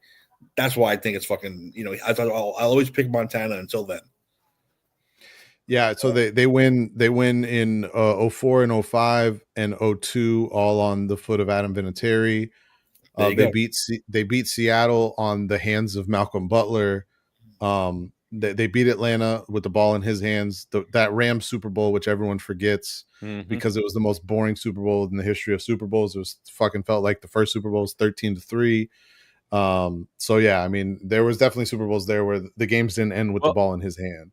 So and can we not also not forget the fact that this guy was I didn't even see it. They scored again. Let's go 5-1. Let's go, baby. Cool. We also let's not forget Tom Brady in that first Giants Super Bowl laughing at the Giants and laughing at Plax playing defense. And because of what he had put up and Randy Moss. And by the way, he lost the Super Bowl with Randy Moss. Okay. Well, the fact that offense, what did they only scored like what? How many points did they score in that 14 game? points. It's the greatest 14? offense in the history of football. 14 points. What was the score that Plack said? Was he giving them 17 points? 21-17, I think he said. Yeah. Blacks. And he said was Plack's playing defense, and he scored 14. Yeah. You scored less points than what he gave you credit for. See, this is the reason why I not just because I'm an old school guy, I will argue Montana for that reason. Like I said, Vinatieri kicked 3 game winners. You could do that. That's what I mean? fine. But when I have a problem with people saying, and I get it, the wife and all this stuff, but how is this worse than the Patriots? When the Patriots are cheating and video recording. Oh, it's not worse. It's not worse. It's not worse. It's just thank you. There's so many people out there that's saying this is worse than the Patriots. But let me ask you another question though. Situation. This is one that I want to know from you guys. Do you think they overachieved this year making the Super Bowl? Because they really didn't look. They won a lot of games at the last second. They won a lot of games, little scores. I think they maybe overachieved this year. Like they weren't the best team in the AFC, but they just happened to be the Chiefs and they know how to win, but I don't think they were anywhere near the best team in the AFC this year. And then the Eagles went out and said, "No, you're not the best team. We're going to fucking whoop your ass." But something that gets overlooked in that the Chiefs were undefeated against the NFC this season. Now, granted, I'm trying to pull up who they played in the NFC. They played Atlanta, New Orleans, San Francisco, Tampa, Carolina, and it's not a murderer's row. We'll just leave it at that. It's not a murderer's row. NFC South. They did beat Baltimore. They did beat Buffalo. No, they beat Buffalo in the playoffs. Yes. They beat the Chargers twice. Both of those games were close though. They beat Houston twice. Yeah, I mean, they were probably not as good as they've been in years past. I think this team was probably a little bit better than the team that lost to Tampa in the Super Bowl, but at the same time had a lot of the same problems. The offensive line, I don't think they played a team that really challenged their offensive line the way Philly could. Because if the ability, it gets so overlooked, but the ability to drop 7 in coverage on every play is so valuable. And that's not even getting into the fact that Philly actually has like good players that are part of that 7. Just the ability to drop 7 in itself on every play, still get pressure, is a huge benefit. To be able to drop 7 and still get home and still get 6 sacks is even crazier. Yeah, he was hit 11 times, not counting the 6 sacks. Mahomes is at his best when he's getting blitzed and he has to improvise. There was no blitzing. This was just 4 defensive linemen beating the shit out of his offensive linemen. So if he really didn't have that like razzle dazzle that he usually had, he's just getting his ass whooped because his offensive line was getting run over. Yep, and he didn't have time for that. And Kelsey was time for this sidearm. Kelsey's too busy fucking being Mr. Swift. Stop it, dude. What did he do? He did nothing. I know, but if you watched him this year, I wasn't expecting him to. I was betting unders on him for the game. He hasn't looked good all year, honestly. Yeah, the one great playoff game against Houston. That's it. But it was all short things, and it was all against a team that doesn't have linebackers that can cover. I get that. Yeah, but he had over 100 yards, and in the next 2 games, he had 10 catches or 8 catches for 50 some odd yards total. Yeah, the one thing I will say, and Tim reminded me, I meant to bring this up. The one thing that I think does need to be talked about, Patrick Mahomes may need to look at himself a little bit from the standpoint of maybe taking a little better care of himself. He does not look as, and he was never fast. So I'm not trying to act like he was Lamar Jackson or anything, but he definitely looks a lot slower than he has in the past. And he's not as easily able to run away from people. I mean, defensive tackles were running him down. And I know the Eagles have some very athletic guys on their line, but that's not common from things we've seen from him in the past. And I'm not saying he's Luka Doncic or anything. You said Eagles, you meant Barclays. What? You said Eagles, you meant Barclays. The Barclays. The guy who had his second lowest yardage total of the season in the Super Bowl. Barclays. Oh, okay, that guy. And I'm not. I'm more joshing you on that one. Yeah. Because as I said, I don't remember if we were on the air or not when I talked about it, but Spag's game planning to try and stop Barkley probably cost them a lot in other things. So Yeah. That's what I was saying. You know, Timmy yesterday said, you know, Barkley didn't have big impact on the game in the Super Bowl, but the fact that they were focused so much on him, he played a bigger role than what his numbers would lead you to believe, and allowed, that guy who plays quarterback or tries to play quarterback for that team. I wish I had paid better attention. We do have some QB games coming up, but there's something I could have done here to really prove the point of my QB games. The point of my QB games is not to try and prove who's better or who's not better. The point of my QB games is to show a thing that Matthew Berry used to talk about in his fantasy articles years ago. Oh, the A or B? You can make stats say whatever you want them to, as long as you pick the right stats. Yeah. And I'm going to give you a couple numbers. 9.4% touchdown rate, the highest of the season. Okay. 8 yards per attempt, his 5th highest of the season. Right? Those are Patrick Mahomes numbers from the Super Bowl. Not his highest touchdown. He threw more touchdown passes per attempt in the Super Bowl than he had in any game all season. That game was a fucking blowout. But this is my whole point on stats. You can make stats say whatever you want. You just got to choose the right ones. All right, let's get to. We have one more comparison that Ant sent in, and I don't know if he's watching, but this is hopefully. Dave's, okay. Dave's He's going to the bottom here. one. Since we did Brady Mahomes' first 8 years, I figured we'd pull up another historic quarterback's first 8 seasons and compare it to Patrick Mahomes. Also, not really close at all. No, not even a little bit. Rodgers did have more rushing touchdowns. Young A-Rod could get out there and run. Very similar to Mahomes. Right? This is no. It's their first 8 seasons in the league. So Mahomes Rodgers does have less starts because he sat for more than the one season like Mahomes did. But I believe Mahomes actually has missed more games due to injury than Rodgers did. But that's beside the point. It's just I was playing around with StatHead, looking at stats, and I was like, oh, let me send this one too. Look at those fantasy points. 800 more. Almost. Yeah. Well, I'm not trying to defend him either, but that he played 112 compared to 85 for Aaron Rodgers. That's a lot of games.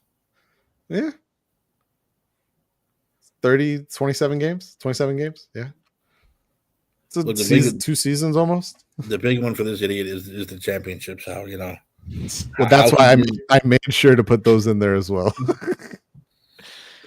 All right. Yes, because you can let stats say whatever they want, whatever you want them to. This one I put faces to. All right, so let's scroll. Let's get to the other. Tom Brady. Got to get a better picture. Go to the other StatHead one that doesn't have pictures. Which, by the way, Tom Brady needs to really stop with the plastic surgery. I don't know if anyone looked at him, but he looks terrible. What's going on with his neck? Like his neck. Look at it keeps going further in. Yeah, it's like keeps going further in. It's going in and up. Like his neck and his chin's coming, and his chin's coming further down. He's gonna look like a Jim Carrey character from a bit here. Definitely, soon. He's definitely Jim Carrey. This. Do you guys know what a Camino is from fucking episode 2, Attack of the Clones? That's what he looks like. The guys who build the fucking soldiers. That's what he looks like. He's got to do better than that. Got to do better than that. All right, let's go to one without pictures here. Ant, is this a good one to start with? Yes, we got two of these. Two of these bad boys. Yeah, this is how many seasons is this? Hold on, let me find it. It is. I have it still pulled up, so I have it. This is 5 seasons of 4 different quarterbacks. So this is the first 5 seasons of 4 different quarterbacks.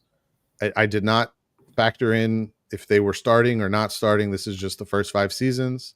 This is raw stats. This is not me picking and choosing. This is StatHead provided first 5 seasons of stats for 4 different quarterbacks. If you guys would like to rank them, you can, but I just thought these were interesting numbers to look at. I wish I could do it on a per game basis, because the per game, I actually could have done it on a per game basis. I should have done that. I should have done the per game stuff. That's my fault. I had it there and I didn't do it. Stop Do you beating want to try yourself and up. rank them? Do you want to try and rank them, or you want to pick them? Of course, that's what we do here. All right. Let's rank. I did not number them. Like I said, these are all just directly from StatHead, and We'll go I 1, just- 2, 3, 4, left to right. Easiest way to do it. So we're not killing ourselves. Sorry, I had to zoom in.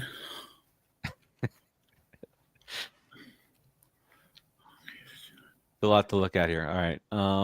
Only 39 games to the last person. Pass yards.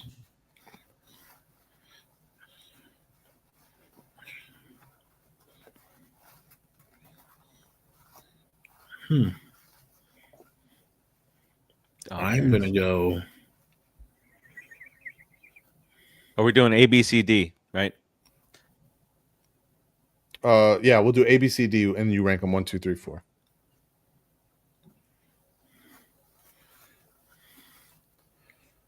Whew. I have to say,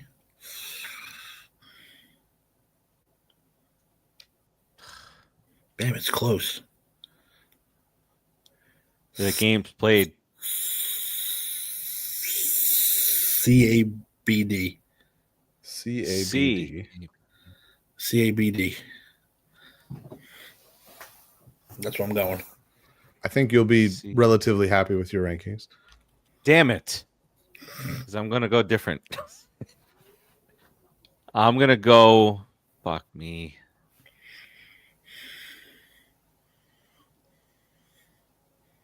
I'm going to go A. CBD. A, CBD.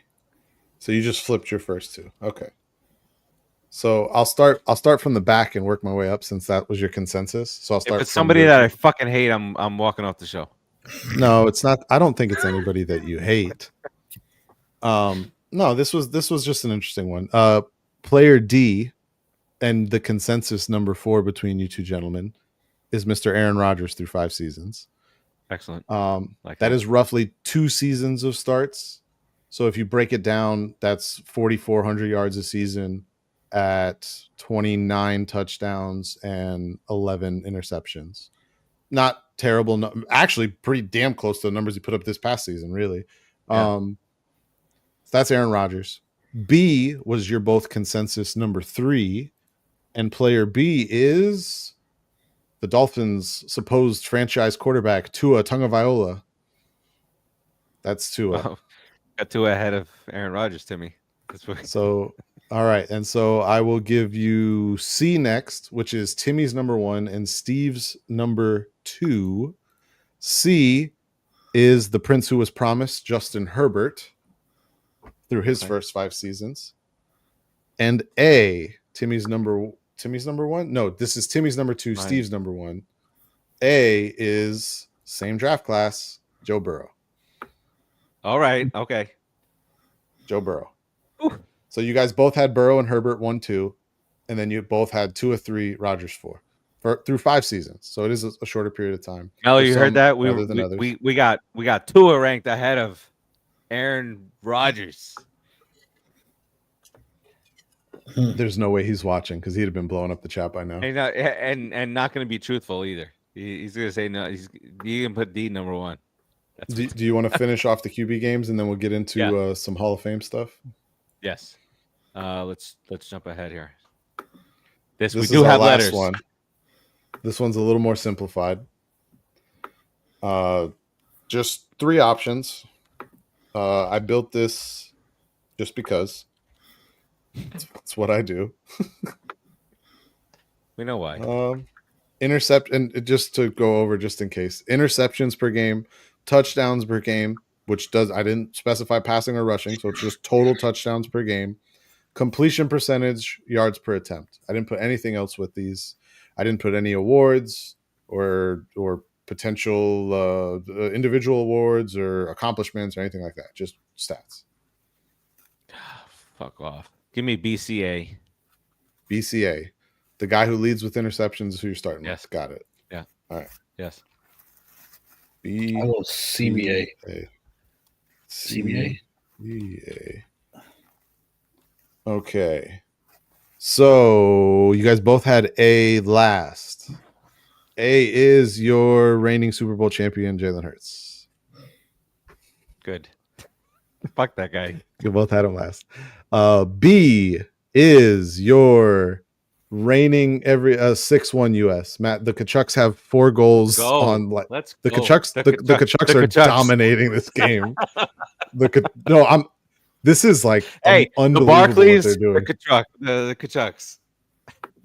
They are just beating the hell out of them. Oh my I'm in god. there with the Barclays. Okay, so sorry. B is your perennial AFC championship runner-up, Josh Allen.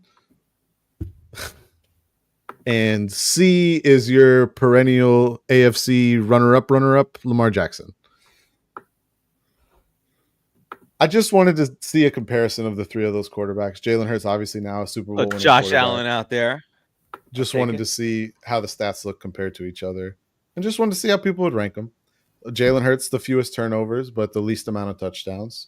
So just interesting stats to throw out there. Little bitch quarterback. Does what he needs to, man. The Kachucks have 4 goals and assists, 13 shots, and 10 hits tonight. That's crazy.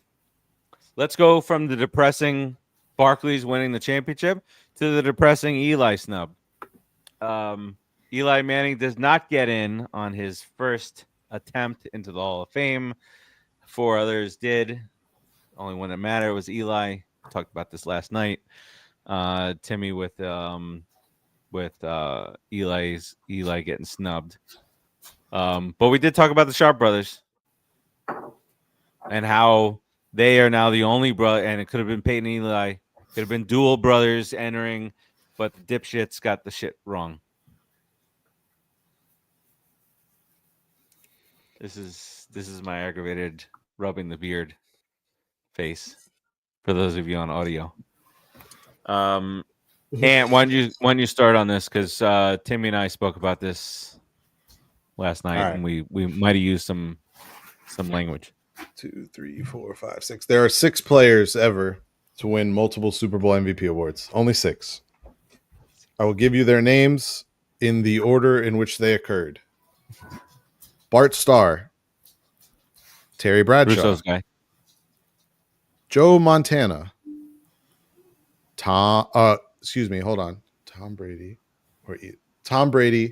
then Eli Manning, then Patrick Mahomes.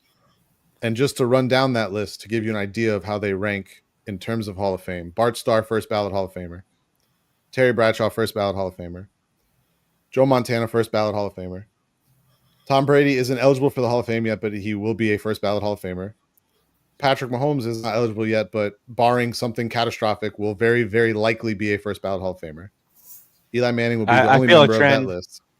Eli Manning is the only member of that list to not be a first ballot Hall of Famer. And I will bring up more data. The second part of this data is there's one example of a quarterback that has multiple wins as a starter in the Super Bowl that was not a first ballot Hall of Famer. That quarterback was Bob Greasy. He's the only one. Bob Greasy had to wait 5 years. And before you feel that is precedent, because I'm going to tell the whole story, I'm not going to just tell part of it. Let me spell his name right. Sorry. Before, I just want to, for Bob Greasy, Bob Greasy's passing stats in those Super Bowls, he had 18 combined pass attempts in his 2 Super Bowl wins. He had 11 attempts, not completions. 18 attempts combined in those 2 Super Bowl wins. He had 11 in 72, the perfect season, and had 7 the year after. They won both of those Super Bowls handedly, both of those Super Bowls with like 180 yards on the ground rushing and defenses that were very stingy. So Bob Greasy did get in. He had to wait 5 years, but that is the only example of a 2-time Super Bowl starting quarterback, 2-time Super Bowl winning starting quarterback, not being a first ballot Hall of Famer. Every other one that was on the list, aside from Tom Brady and Patrick Mahomes, who are not eligible yet, and Peyton Manning, who's not eligible yet. No, Peyton Manning is in. Sorry, Peyton Manning was Is. part of the list. He's in as well. I would Ben have been the second Roethlisberger. set of brothers. I'm sorry. The other one that has multiple Super Bowl wins, but is not in the Hall of Fame yet is Ben Roethlisberger. However, Ben Roethlisberger is not eligible for the Hall of Fame yet. I believe he's eligible not next year after, or is it next year? I can't remember. I think it's 2 years. I think that sounds right. Yep. So I provided you with information. Yeah, I mean, we witnessed it. We were like they say about LeBron, Timmy and I, and the rest of the Giants fan. We're all witnesses to what that man did. Fourth quarter, we were never out of it in the fourth quarter. I didn't care what the score was. No matter what you want to say about Eli's face and this and that, and his inability to slide, that dude was clutch as hell. Like he was bad at sliding. He fumbled. He would fumble with the ground. But that dude was clutch as hell. And if you want to say that Tom Brady is the greatest quarterback that you've ever seen, well, that team beat him twice. Yes, it had a lot to do with the defense, but also had a lot to do with Eli being able to outmaneuver certain things on the defense and pinpoint accuracy on passes like the one to Manningham in the second Super Bowl. And yes, I know it was with the helmet, but for him to escape that potential sack and toss the ball up anywhere in the general vicinity of a guy that can catch the ball with his helmet was pretty damn amazing. And not to mention that first run, he was known for interceptions and leading the league a couple times, but not one interception until a tip pass in the Super Bowl. I know the Super Bowl of all games, but he was perfect when it came to interceptions up until that point, and it was a tip ball that went the other way. But I don't know. Timmy, what do you got? We talk about the stats all the time. We talk about I mean, the guys. And it's funny because everything is 11. He's 11th all time in passing yards, passing touchdowns, completions, all time 11th. All those rankings, 222 consecutive starts. He'd still be playing if not for McAdoo right now. Yeah, ruined by some slick-haired asshole and a stupid quarterback named Geno fucking Smith. I mean, it's just a snub to snub. I've said it 1,000 times. He is the Nickelback of fucking professional football. There's nothing wrong with Nickelback, but one day someone got on the internet and said, you know what? I hate Nickelback, and I'm going to make them the worst thing in the world. And it worked. Because all of a sudden, everyone hated Nickelback, and Nickelback became a fucking joke. But they're a good band. Give them a break. Everyone listens to Nickelback. Anyone says they don't is lying. Don't hate them because they're Canadian. They're a good fucking band. Everyone fucking hums those songs when they come on. I don't want to hear that bullshit. So hey, they were a rock band back in the day, PlayStation, and I think it's definitely a snub. It's definitely one of those. He's not as well. He's proven he's more charismatic now. But on the field, he wasn't. He wasn't all fire and brimstone on the fucking field like anybody else was. I find it disgusting, to be honest with you. I think it's a snub, not just because I'm a Giants fan. Like I said, the stats prove it. 2 MVPs prove it. 2 of the greatest plays in Super Bowl history prove it. Mm-hmm. And say what you want about Manningham's catch. That fucking ball was perfectly placed. Pinpoint. Where it was either Manningham or nobody. The defense was out of bounds, the ball. Right, exactly. Perfect fucking pass. I don't care what anyone says. Of course, Roethlisberger went out next year and threw his own perfect pass against the Cardinals, which was ridiculous. I'll give him that. That's Antonio Holmes touchdowns. Yeah. I still have watched that play and don't know how that ball got through or how Antonio Holmes got his feet down. Like that was exactly. So, but still, that Manningham fucking pass. I mean, that's better. That's better than the Tyree play. Yes. Oh, the Manningham pass. That was.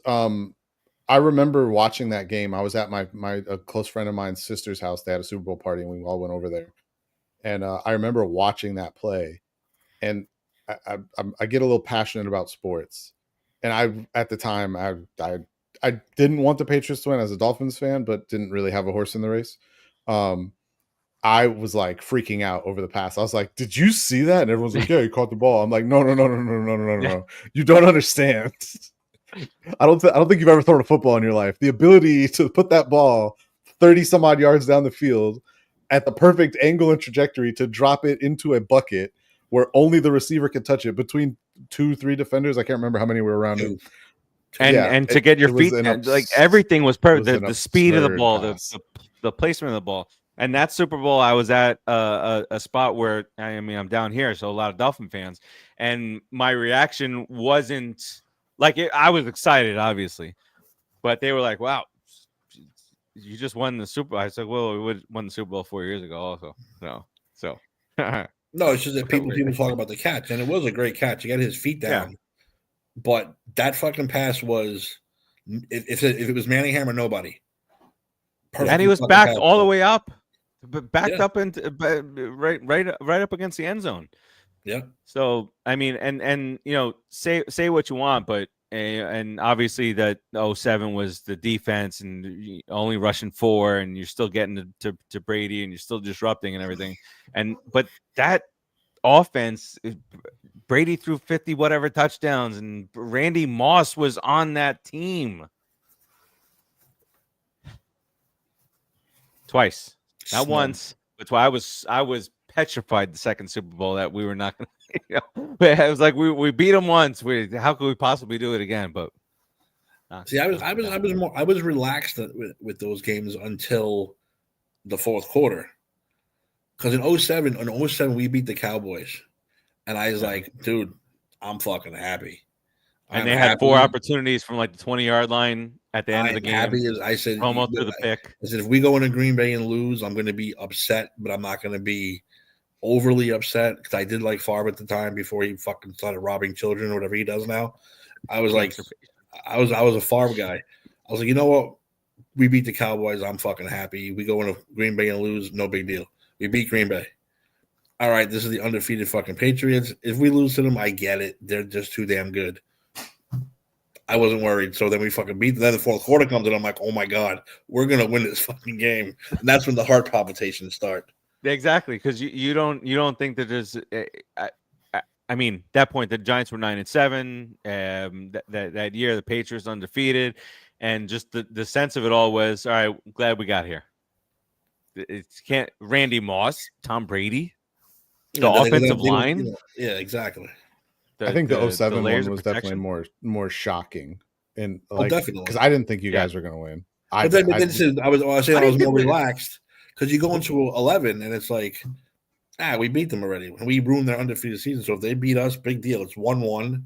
But see, I'm petty. I don't want it to be 1-1. I'm just saying. I went into it thinking that way. I went into it thinking, After seeing the way you guys won in 07, and I already felt that the Patriots offense wasn't as good in 11 as it was still good. They had Gronk, they had Aaron Hernandez, Moss was already gone, but I want to say that was around the time Edelman was still coming around too. I felt that they still had a good offense. I just didn't think it was as good. And if I remember correctly, their offensive line was a little bit worse. And I remember going into, like I said, 7, I didn't think you guys had a chance. But in 11, going into that game, I'm like, this is very similar. Like, this is a very similar team, Giants-wise, defensively.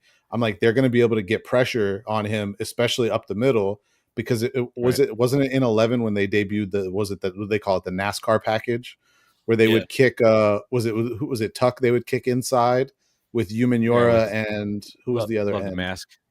Who was the other end? Why can't I remember the other end's name? This is going to bug me. Tuck Umenyiora, I can't remember. They had a third defensive end. I forget too now. Wait, it's gonna bug me. It's gonna bug me.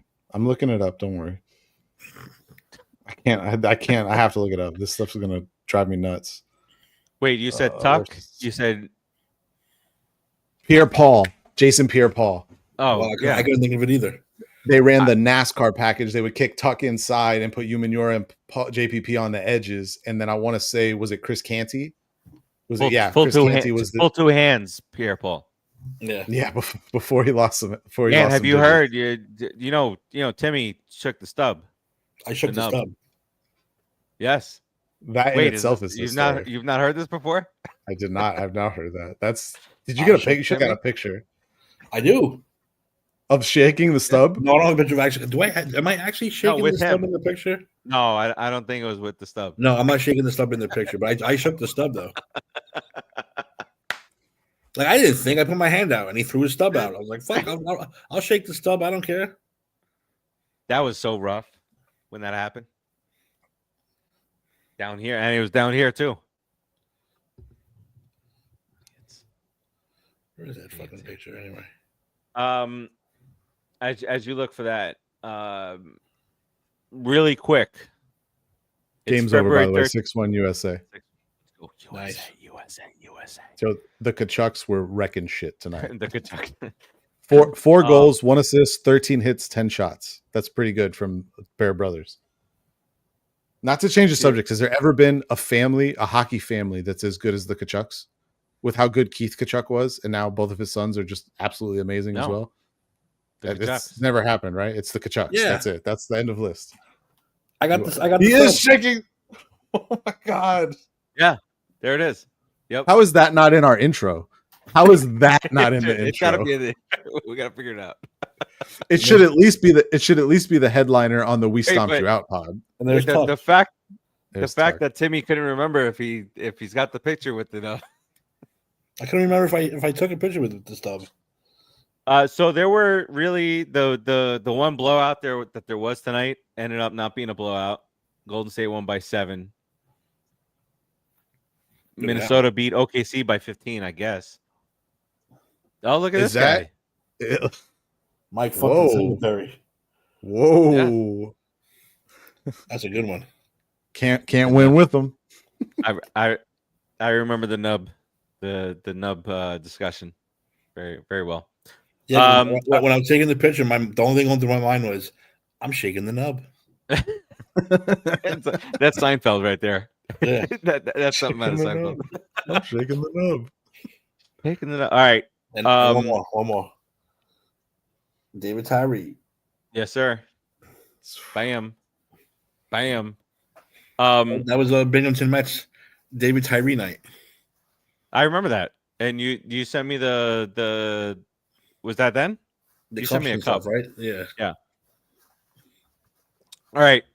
Without going into it, gun to your head, Timmy, Super Bowl 60. Who's in it? We talked about this a little bit last night. The colors. Without gun to my head, no free agency, no head. draft. Yeah. Without knowing as of what's going to happen. Yeah. What do you think is going to happen? I'm going to repeat my pick.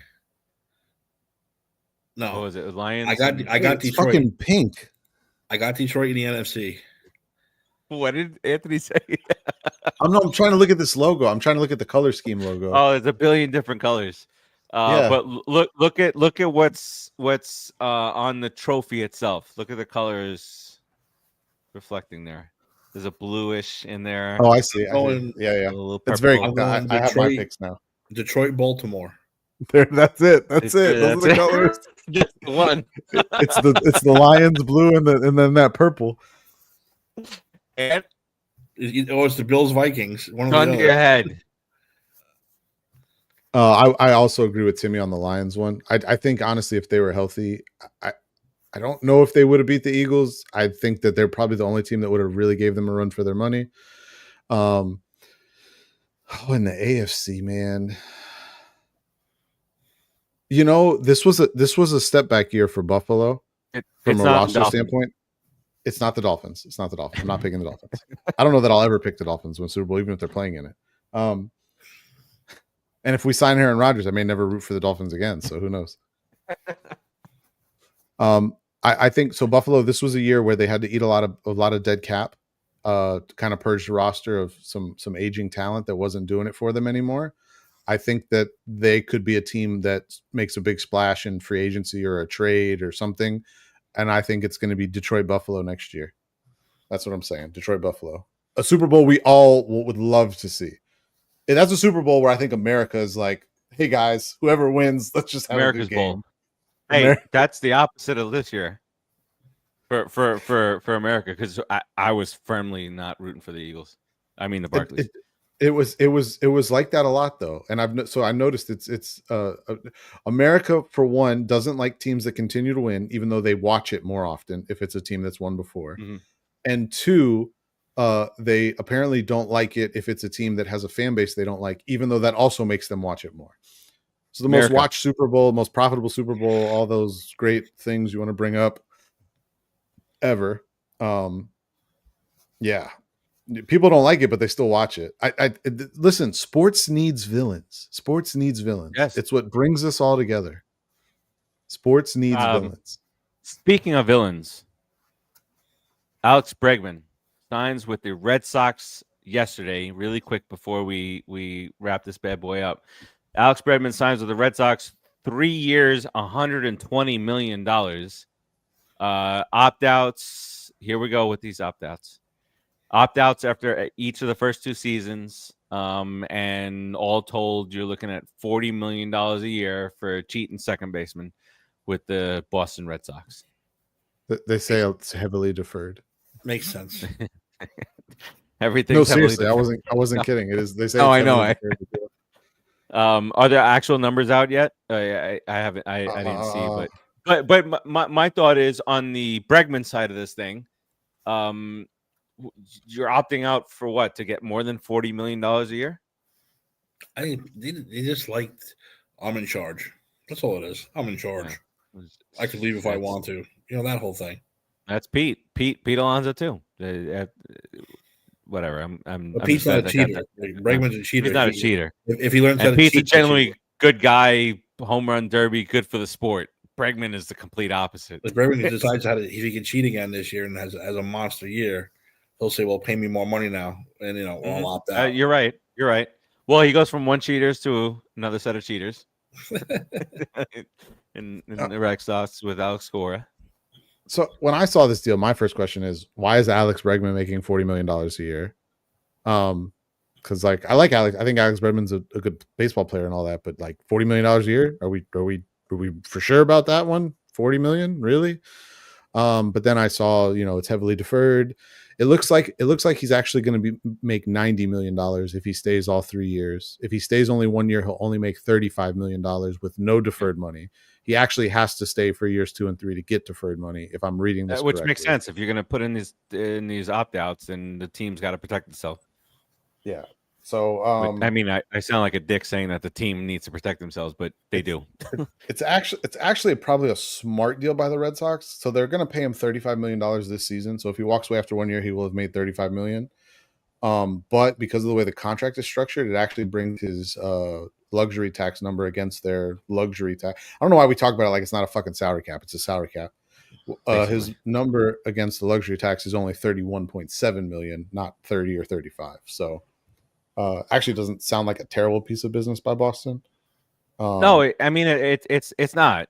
But in the end, if everything goes the way it's stated in the contract, comes to fruition, then that's a lot. And then the Astros lose him, and Altuve was already saying, I'll move to left field to squeeze him in, and he leaves anyway.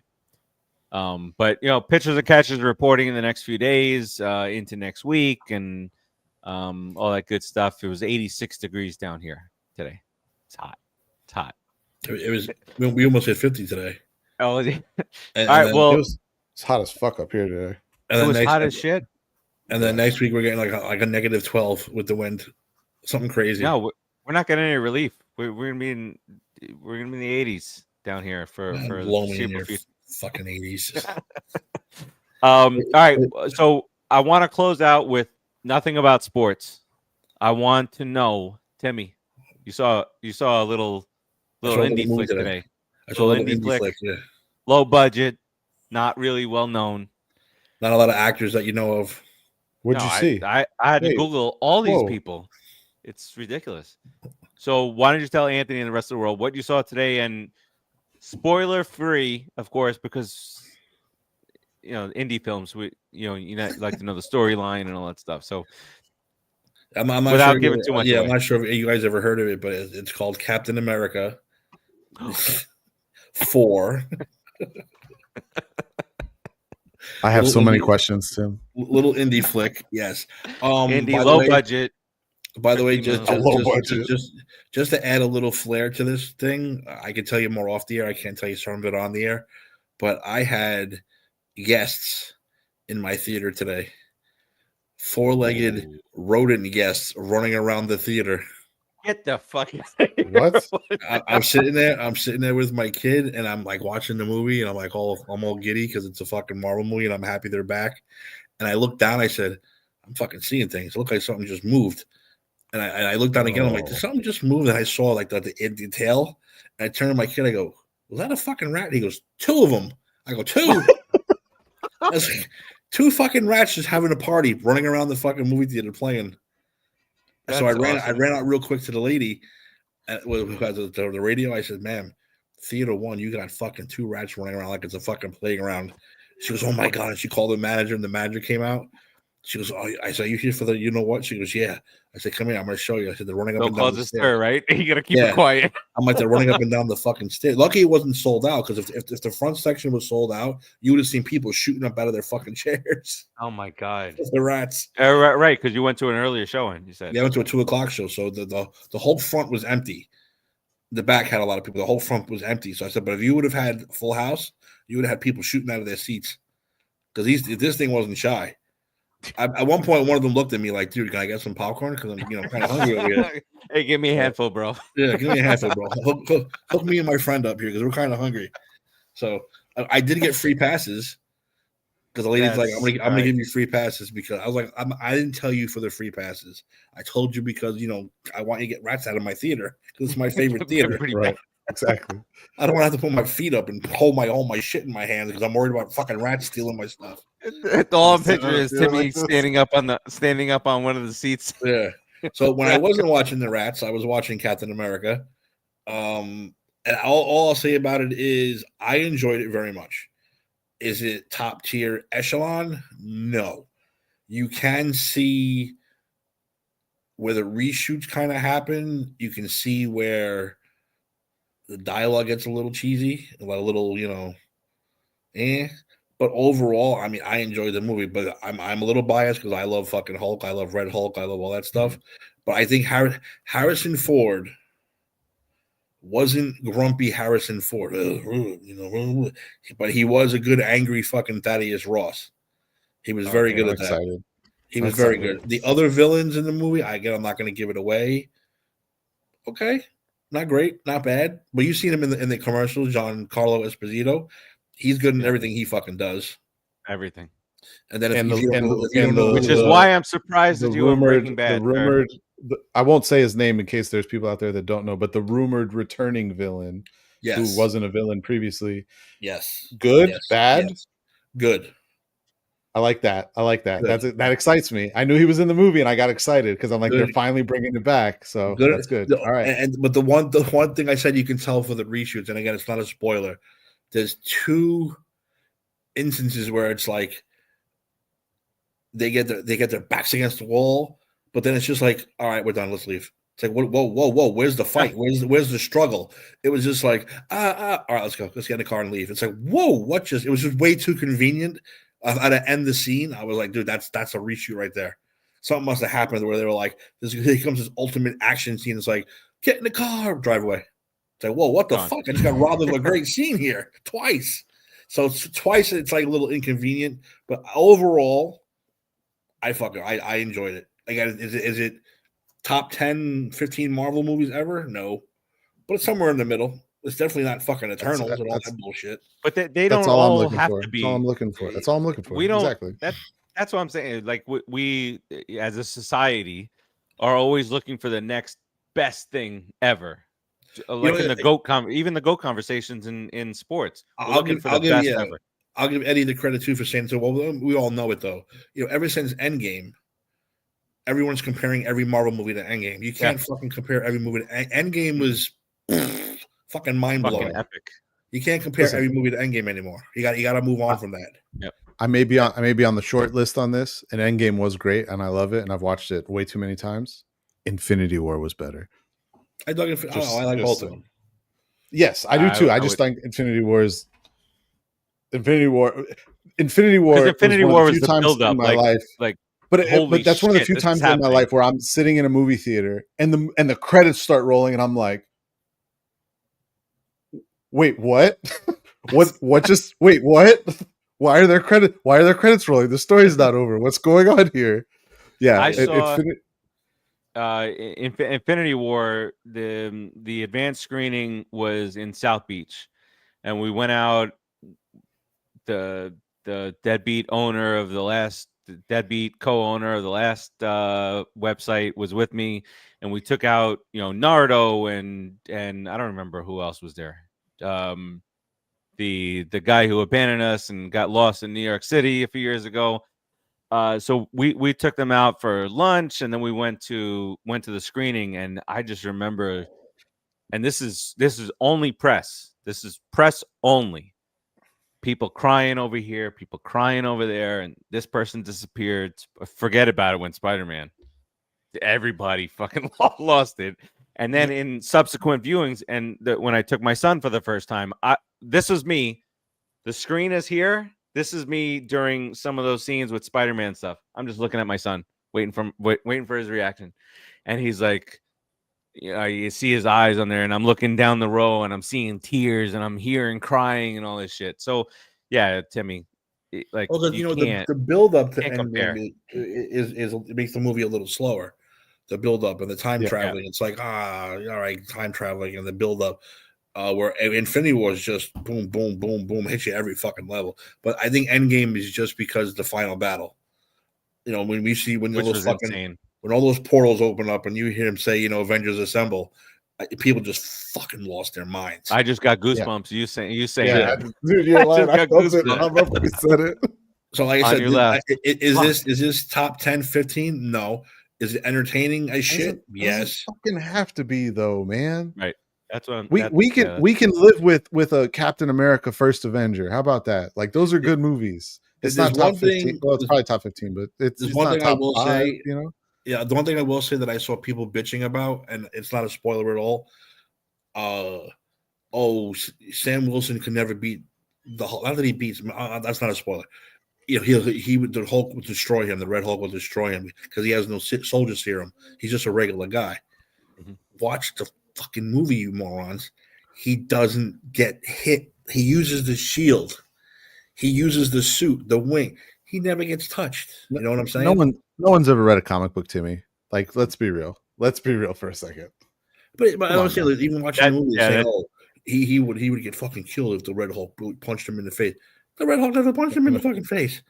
Maybe his primary course of defense should be not getting punched in the face. Then, yeah, that's what I'm saying. It's not really a spoiler, but his wings are fucking made vibranium.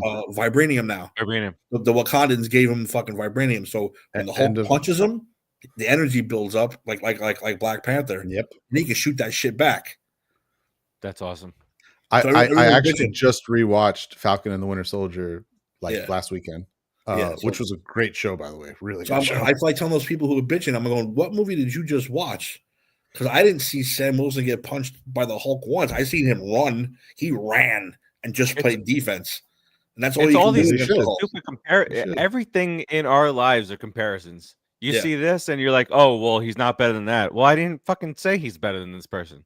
Or I didn't say this movie's better than this person. I'll give away one thing. Our WWE superstar who was supposed to be in the movie did get cut completely. Oh, shit. He said that, though. He said that recently in an interview. Yeah, he got cut completely. He'd been cut completely. Outtakes, baby. Outtakes. That's the way he made it sound was that Giancarlo Esposito coming in, because Giancarlo Esposito was just there for reshoots. He was not there during actual filming. It sounds like the reshoots they did with Esposito essentially eliminated Seth Rollins' role in the movie. In Esposito's small role, he's fucking great. He's great. He is. Awesome. But he's a great actor. I fully expect amazing. That. But I highly recommend it. The Red Hulk fight at the end is fucking is it long? No. Is it cool as shit? Yes. It is cool as shit. Like I said, I don't need every Marvel movie to be Endgame. That's fine. Yeah. I don't need every Marvel TV show to be Loki. Listen, Right. It doesn't have to be that level. I can see something that's, just good. Just entertain me, keep it good, progress the story, and give me something interesting. That's all I need. You're going to watch it. You're going to see a couple of things. You're like, ooh, all right. Reshoot right there, or that's superhero movies. Like like the dialogue is cheap. Spider-Man is cheesy as hell. That's my go boy. back and watch Phase 1. There's a ton of stuff like that in those movies. A ton. Yeah. Phase 2, very similar. They all have it. It's just people. I agree with what you guys are saying. It's everyone wants everything has to be bigger and better than the last one. That's not how it should be. And besides, at the end of the day, this is all just an appetizer for Fantastic Four. So, right, which we're all everyone's seen that trailer, right? Everyone's very excited. I'm very excited. What about have you seen the new Thunderbolts trailer? I've seen the new Thunderbolts trailer. I got very excited watching that one. That looks really good. Very excited. And how great is it watching Timmy watching these trailers and with the kid and whatnot? Like my son is super. I think we're going to go on Saturday. He's got an early release date tomorrow, and one of his friends' moms text the wife saying they want to go see this movie. I'm like, hey, whoa. I'm supposed to be the guy to take him. We'll see. Exactly. We'll see how it goes. That's what I said. It's our thing. That's what we do. It's our thing. It's me and my oldest. Me and my oldest the same way. I think we're going Saturday. I highly recommend it. I enjoyed it.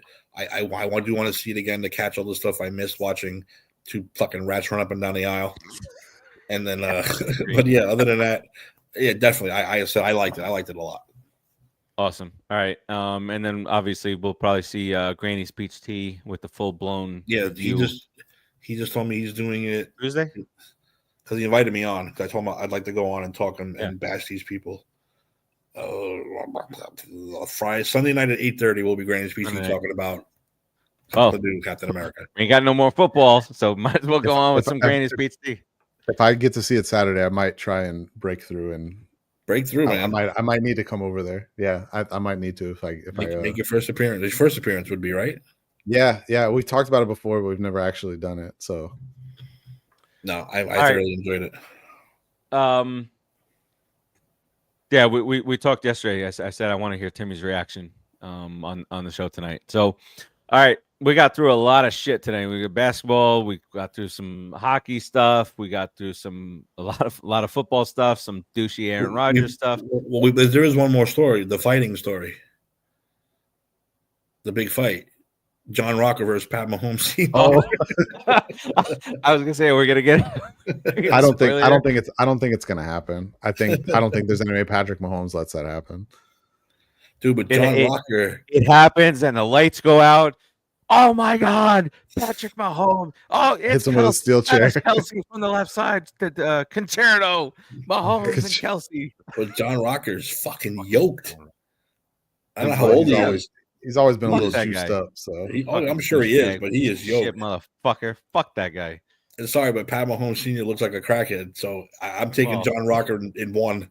Oh, what are they around the same age? Rocker is 50. I don't think they are. I think Mahomes is older. Mahomes older. I am Mahomes older, but it doesn't matter. Mahomes, he looks like a crackhead, and John Mahomes is 54. Rocker's 50, so they're actually not that far apart in age. Yeah, but one's on steroids. The other one looks like he's on crack. So it's like, yeah, John Rocker looks like he could step into the WWE today. Yeah, but good for Patrick Mahomes Sr. Not afraid of a roided up fucking weirdo. Yeah, I have very little faith that fight will actually happen. Let's do it. Fucking do it. When I read that tagline on TikTok, I wrote John Rocker versus Patrick Mahomes. I'm like, that's not real. And then I clicked on it. I was like, going back 30 years, 28 years. I'm like, is this a Mets Rock fucking Braves game? I'm like, what am I looking at? Dude, Rocker was no fucking joke. I fucking hated that guy, obviously, for obvious fucking reasons, but he was a fucking menace when on the mound. I remember just in different scenarios and losing these fucking close ass games to these Braves, and it's Rocker. That's another perfect reason why I can't stand when Rodriguez roots for the Braves over the Yankees. That year with John Rocker, you're telling me you rooted for the fucking Braves over the Yankees in the World Series? How dare you? No one did. For me, it's whatever happened. You want John Rocker fucking celebrating? Now, personally, that's fucking torment right there, because when you're okay, to set the stage back then, I'm in Brooklyn. I got Met fans here, I got Yankee fans here, I got the fucking fuck you Braves. You want the Braves to fucking lose, but then the Yankee dickhead fans are going to be like, oh, all that shit. Well, see, whatever happens. When I went to the World Series game and we were right by the bullpen, and there's John Rocker, and everyone's booing him. Fuck you, John Rocker. And I'm just sitting there and like, yo, don't you hate John Rocker? I'm like, I don't know. I was like, well, after what he said about New York, I said, I mean, have you actually rode the subway lately? He's not too far off. Tim, no. You can't do that. You got to stick up for the city. No, I'm like, guy. He's really not too far off. Yes, but Tim, so this is where I argue is that when you're a fan, or if you're from the city, you defend your city. Those fucking people can't say shit. Like non-Giant fans, don't come and talk to me about the bullshit that we've been through in the last 10 years. Fuck you. Oh, I know. Excluding Anthony. And then the same thing for New York City. Fuck you. You didn't talk shit about New York City. Yeah, we got rats the size of fucking aliens and all this shit, but fuck you. That's for us to say. We got rats sitting down watching Captain America today. Rats are trying to get some popcorn to watch a movie with me today. God, it's still one of my absolute favorite cities to go visit. Fucking John. I only go for like 4 days at a time though. But douchebag. But one more. I did it to Anthony when you came. I gave you a little bit of rules, like things not to do and what to do. So my mother had some relatives coming up from Florida. They're like real, like rednecky stuff, like real country rednecky. Wait, what part of Florida are they from? We've talked about this before. I forget where they're from. Okay, but they're like country like. That's not South Florida. That's so they were. Well, it could be Davy, Steve. Don't forget Davy. I'll find out. I'll find out where for next show. I'll find out. But they came up and I tell my mother, listen to me. This is the rules. I'm like, don't take anything from anyone if they try to hand it to you. Nothing. I don't want to hear about a demo tape. I don't want to hear about the candy on the subway. You're like telling Elf. If you touch anything in these people's hands, they will make you fucking pay them like $30, $50 for this thing. Don't take a CD from nobody. I said Elmo. That's not Elmo. Don't take a picture with fucking Elmo. Spider-Man in Times Square. Those are not the real guys. Yeah. And my number one rule is I tell my kid now, because my kid, he's 16 now. He's starting to roam. Yeah. And I said the number one rule: don't look at anybody, but don't look away. And that's the simplest fucking advice you can give anyone for any city. Yep. But here too, I say if you get a crazy person on the train, which you're probably going to because they're everywhere now, don't look at them, but don't fucking turn your back on them either. Yep. Like be ready. Always be aware of your surroundings. Always. Yep. Because you always think no, that shit ain't gonna happen to me, and then 2 days later your ass is getting your ass beat, mugged. Well, I quote Ron Burgundy: "You got to keep your head on a swivel when you're thrust in the middle of a cockfight." Cockfight, Jerry. Cockfight. Look at that connection between that and Seinfeld. Will Ferrell has the greatest one-liners ever. All right, let's get up on out of here. Talked a lot of sports, talked some movies, good shit, some Marvel shit, which I'm sure that Ruben is gonna hate. He's gonna hate that movie. Red Hulk, they didn't show his big red beep. No, and there's no gay people in it. As far as I know, there's no gay people that are at least out anyway. I don't know. All right, let's do round robin here. Timmy, what you got here on the way out? Come to New York City. Go to movies with rats. It's a great experience. Pitches and catches. They got to be entertained too. It's pitches and catches, and I'm already looking forward to the draft. So let's go, baby. All right, sir. Ant, what you got here? Saturday night, 8 p.m. Stop what you're doing. USA, Canada. Watch it. It's going to be good. Yes. I'm telling you, these two games have been really, really good. The last night was just an absolute skill fest, and tonight was a bloodbath because fucking everyone got hit tonight. I'm in for bloodbath. Is that the final game, the gold, whatever you want to call it? No. So it's round robin. It's only 4 teams, obviously. So it's round robin. But then whoever the 2 leading teams are at the end of round robin playing the championship next Thursday. So they play Saturday. Saturday, all 4 teams play. Saturday is USA Canada at 8, and Finland Sweden is at 1 p.m. Saturday. And then their Tuesday. Is it Tuesday? Who's it's- the Saturday? 1 p.m. You said Sweden. And Finland Sweden. Finland Oh. Sweden. the two that we confused between yesterday and today. They face off. I just want to make sure I'm looking at the schedule right. Hold on one moment, and I'll confirm. Yeah, so Saturday, 1 p.m. Finland Sweden. It's on ABC or ESPN Plus, and ESPN then 3. Saturday 8 p.m. ABC, ESPN Plus, Disney Plus. You need to watch it. Plus, just watch it. It's going to be a really good game. Monday, Canada, Finland, USA, Sweden, and then Thursday, championship game. Nice. So round robin. If USA and somebody else. If the USA beats Canada in regulation on Saturday, depending on how the Finland Sweden game goes, the USA will basically clinch a championship spot. Well, that's what I'm saying. That's almost the title game right there. Yeah, well, it's very possible USA, they play Saturday and again next Thursday. Because I don't think either of those teams is losing to anyone else. USA Canada is always the title game, no matter what fucking round they're in. What's really crazy about this is that if USA beats Canada in regulation, Canada would then have to beat Sweden in regulation on Monday, or else they would be in jeopardy of not making the championship game. Whereas the USA having a regulation win tonight, because that was the only difference. Canada won in overtime last night, so they only get 2 points, not 3. USA won in regulation. So if Canada loses that game in regulation and they only have 2 points going into their last game, they basically would have to win in regulation to move on.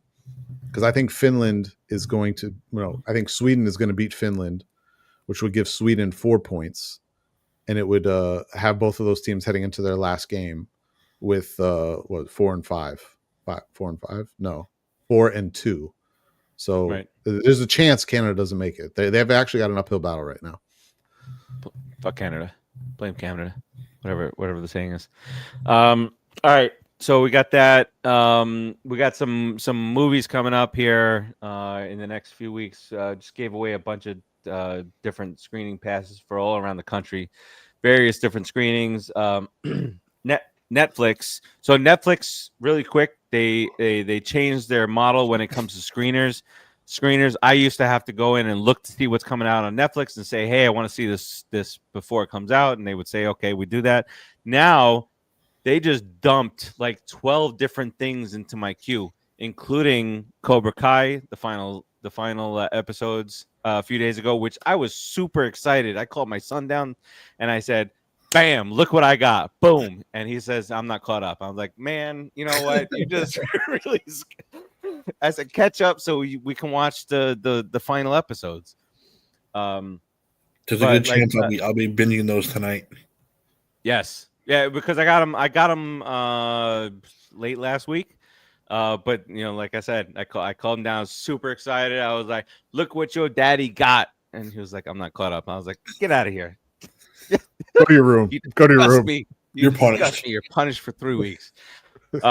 Stuff like Last Breath is with Woody Harrelson. That's gonna be on the horizon. Picture This from Amazon. That's coming out. Drop soon. To be coming out soon. Odessa. There's a lot of different things coming out. We're trying to get out of that early year crappy horror movie era. And did anyone we see Nosferatu? That was last year, not. Technically, but Yeah, I wanted to see it. I didn't get a chance to go see it. I did not. Heard it was good. Good things. Heard good things. All right. So and those movies that I just mentioned are, we're having them in South Florida. We're having them all over Texas, Austin, Dallas, San Antonio, Houston, Cheaterville. Detroit's coming up soon. We're in over 40 cities now that we've done different contests across the country. So make sure you head over to popculturepros.com, not just for this entertainment. Look at these people out here. But for obviously all the advanced screening contests and whatnot. So we keep you updated on everything that goes on in the sports world in our Facebook group. Until next week, we will bid you adieu. Peace out, everybody. Mahomes swings.